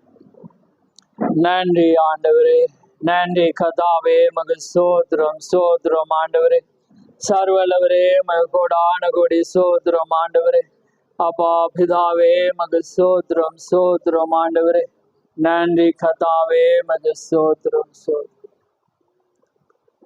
மகா பரிசுத்தமுள்ள பிதாவே, இந்த மகிமையான நேரத்துக்காக உமக்கு ஸ்தோத்திரம். ஆம் கர்த்தாவே, இந்த மகிமையான நேரத்திலே ஆண்டவரே மற்ற நேரமாக உம்முடைய வார்த்தையை கொண்டு நாங்கள் ஆராய்ந்து பார்க்க நீர் எங்களுக்கு கொடுத்த அந்த கிருபைக்காக உமக்கு ஸ்தோத்திரம். பரிசுத்த ஆவியானவர் வரும்போது சகல சத்தியத்துக்குள்ளும் வழி நடத்துவார் என்றது போல கர்த்தாவே உம்முடைய வார்த்தைகளை சரியான விதத்திலே பொருத்தி ஆண்டவரே வேதத்திலே சொல்லப்பட்ட அந்த மனுஷகுமாரன் யார், அது யாரை குறிப்பிடப்படுகிறது என்பதை நாங்கள் ஆழமாக பார்க்க நீர் கொடுத்த கிருபைக்காக உமக்கு ஸ்தோத்திரம். ஆண்டவரே உமக்கு ஒப்பானவர் யாருமே இல்லை. யாரையும் நாங்கள் எந்த வார்த்தையோடும் ஒப்பிட முடியாது என்று நாங்கள் அறிந்திருக்கிறோம். ஒவ்வொரு மனிதனை அங்கே அழைக்கும் போது அவனுக்கான இயல்புகளை நீர் வேதத்திலே வைத்திருக்கிறீர். அந்த இயல்புகள் அவனை வெளிப்படுத்துகிறதை பார்க்கிறோம். அதே போல பிரணாமை குறித்து பார்க்கும்போது அவருடைய இயல்புகள் வேதத்திலே எழுதப்பட்டிருந்தது. ஏனென்றால் அவர் ஒரு தீர்க்கதரிசியாயிருந்தார். ஆனால் உம்மை குறித்து போதிக்கும் போது நீர் கடவுள் என்பதை வேதத்திலே நாங்கள் பார்த்து வருகிறோம். அது உம்மை குறித்தே அந்த மனுஷகுமாரன் என்று எழுதப்பட்டதை நாங்கள் பார்த்தோம். அதனாலே எவ்வளவு அழகான காரியங்கள் அங்கே இருந்தாலும் பொய்யை விசுவாசிக்கத்தக்கதாக கொடிய வஞ்சகத்தை கர்த்தர் அனுப்புவார் என்று இந்த கடைசி நாட்களிலே அப்படிப்பட்ட ஒரு காரியத்தை நீர் அனுப்பி ஆண்டவரே, இன்றைக்கு அப்படிப்பட்டதான் ஒரு காரியத்திலே பெருங்கூட்டம் விழுந்து போனதை நாங்கள் பார்க்கிறோம். அது இருதயத்திலே கர்த்தாவே எங்களுக்கு ஒரு துக்கமாய் இருந்தாலும் இது உம்முடைய காரியமாய் இருக்கிறபடினால் இதிலே நாங்கள் தெளிவாக இருக்க வேண்டும் என்பதற்காக இந்த வேளையிலே ஆண்டவரே நாங்கள் வார்த்தையை தியானிக்க எங்களுக்கு கொடுத்த கிருபைக்காக உமக்கு ஸ்தோத்திரம். இந்த வேளை ஆசீர்வதியும், கேட்ட செவிகளை ஆசீர்வதியும். இனிமேல் கர்த்தாவே செய்தியை கேட்க போற ஒவ்வொருவரை நீர் ஆசீர்வதியும். இந்த வேளையிலே பேசப்பட்ட வார்த்தைகள் சத்தியம் என்பதை நீர் அறிவீர். அந்த வார்த்தைகள் உண்மை என்பதை நீர் அறிவீர். அதனாலே நிச்சயமாய் கர்த்தாவே ஜனங்கள் வார்த்தையும் சாட்சியையும் ஆகாமத்தையும் ஒப்பிட்டு பாருங்கள் என்றது போல கர்த்தாவே செய்தியையும் உடைய வேதத்தை ஒப்பிட்டு பார்த்து சரியானதை புரிந்து கொண்டு மக்களாக தொடர்ந்து போக நீர் கிருபை செய்யும். கொஞ்சமா புளித்த ஆண்டவரே, கொஞ்சம் புளித்தமா முழு மாவையும் புளிப்பாக்கும் என்றது போல கர்த்தாவே ஒரு துளி விஷம் அது முழு பானையும் ஆண்டவரே அன்றைக்கு பழைய பாட்டிலே விஷமாக்கினது போல கர்த்தாவே ஒரு வெளிப்பாடானது முழு காரியத்தை வெளிப்பாட்டை மாற்றும் என்று அறிந்தபடினாலே இன்னைக்கு நாங்கள் ஆணித்தரமாக பேசுகிறோம். ஏனென்றால் நீர் அன்றைக்கு அந்த ஏவாள் விட்டு ஒரு தவறை குறித்து நீர் ஆழமாய் தீர்க்கதரிசியை கொண்டு பேசினேன். அந்த ஒரு தவறு முழு காட்சியை மாற்றினது. அதே போல கர்த்தாவே அன்றைக்கு ஒரு தவறானது முழு காட்சியை மாற்றினதை நாங்கள் வேதத்திலே அநேக முறை நாங்கள் பார்க்கிறோம். அன்றைக்கு தீர்க்கதரிசியிடத்தில் ஆலோசனை கேட்காதது முழு காட்சியையும் அங்கே மாற்றினது. அன்றைக்கு வேதத்திலே ஆசாரியர் சுமக்க வேண்டிய அந்த பெட்டியை சுமக்க வேண்டிய ஆண்டவரை காரியத்திலே ஒரு மாடை கொண்டு வந்தது, முழு காட்சியையும் அது மாற்றினது. அதே போல கர்த்தாவே அன்றைக்கு உசியாவுடைய நாட்களிலே அன்றைக்கு ஏசாயாவுடைய நாட்களிலே கர்த்தாவே அன்றைக்கு ஆசாரியர் செய்ய வேண்டிய ஒரு வேலையை அந்த அந்த உசியா ராஜா செய்த வேளையிலே அது முழு காட்சியை மாற்றினது. பார்க்கிற வேளையிலே ஒரு காரியம் முழு காட்சியை மாற்றினது. அதே போல கர்த்தாவே, இந்த மனுஷகுமாரனுடைய காரியம் ஒன்றுமே இல்லை. நாங்கள் சௌர சிநேகத்தை நேசிக்கிறோம் என்று போவோமானால் அது முழு காட்சியை மாற்றும் என்று நாங்கள் அறிந்திருக்கிறோம். ஏனென்றால் அங்கே வேதம் சொல்கிறது, ஒரு புளித்தமா முழுவதையும் அது மாற்றும் என்று. அதனாலே கர்த்தாவே, இந்த மனுஷகுமார் என்பது நீர் ஒருவரே. அப்படியானால் அதுக்கு ஒப்பாக ஒருவனை கொண்டு வரும்போது அது உம்முடைய மஞ்சத்துக்கு, உம்முடைய அந்த காரியத்துக்கு, உமக்கே அது ஒரு உருவத்தை கொண்டு வருகிறதாக அமையும். அதனாலே கர்த்தாவே, இந்த காரியத்திலே நாங்கள் வேறு பிரிந்து, அப்படியாக மற்றவர்களும் அதை வேறு பிரிந்து கர்த்தாவே சத்தியத்துக்காக நிற்க, உம்முடைய வார்த்தைக்காக நிற்க நீர் கிருபை செய்யும். இந்த வேளை ஆசீர்வதியும், வந்து ஒவ்வொரு பிள்ளைகளையும் ஆசீர்வதியும். யாவை உம்முடைய கரத்திலே தாழ்த்தி இயேசு கிறிஸ்துவின் நாமத்தில் கேட்கிறோம். ஆமென், ஆமென். பரமண்டலத்தில் இருக்க எங்கள் பிதாவே, உம்முடைய நாமம் மகிமைப்படுவதாக, உம்முடைய ராஜ்யம் வருவதாக, உம்முடைய சித்தம் பரலோகத்திலே செய்யப்படுவது போல பூலோகத்திலும் செய்யப்படுவதாக. எங்களுக்கு வேண்டிய ஆகாரத்தை இன்று எங்களுக்கு தாரும். எங்கள் கடனாளிகளை நாங்கள் மன்னிக்கிறது போல எங்கள் கடன்களையும் எங்களுக்கு மன்னியும். எங்களை சோதனைக்குட்படாமல் தீமையிலிருந்து ரட்சித்துக் கொள்ளும். ராஜ்யமும் வல்லமையும் மகிமையும் என்றென்றைக்கும் உடையவைகளே. ஆமேன், ஆமேன்.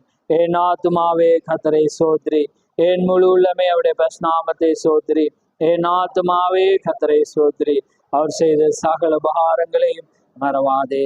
ஆமேன், ஆமேன். கர்த்தர் தாம் உங்கள் ஒவ்வொருவரையும் ஆசீர்வதிப்பாராக.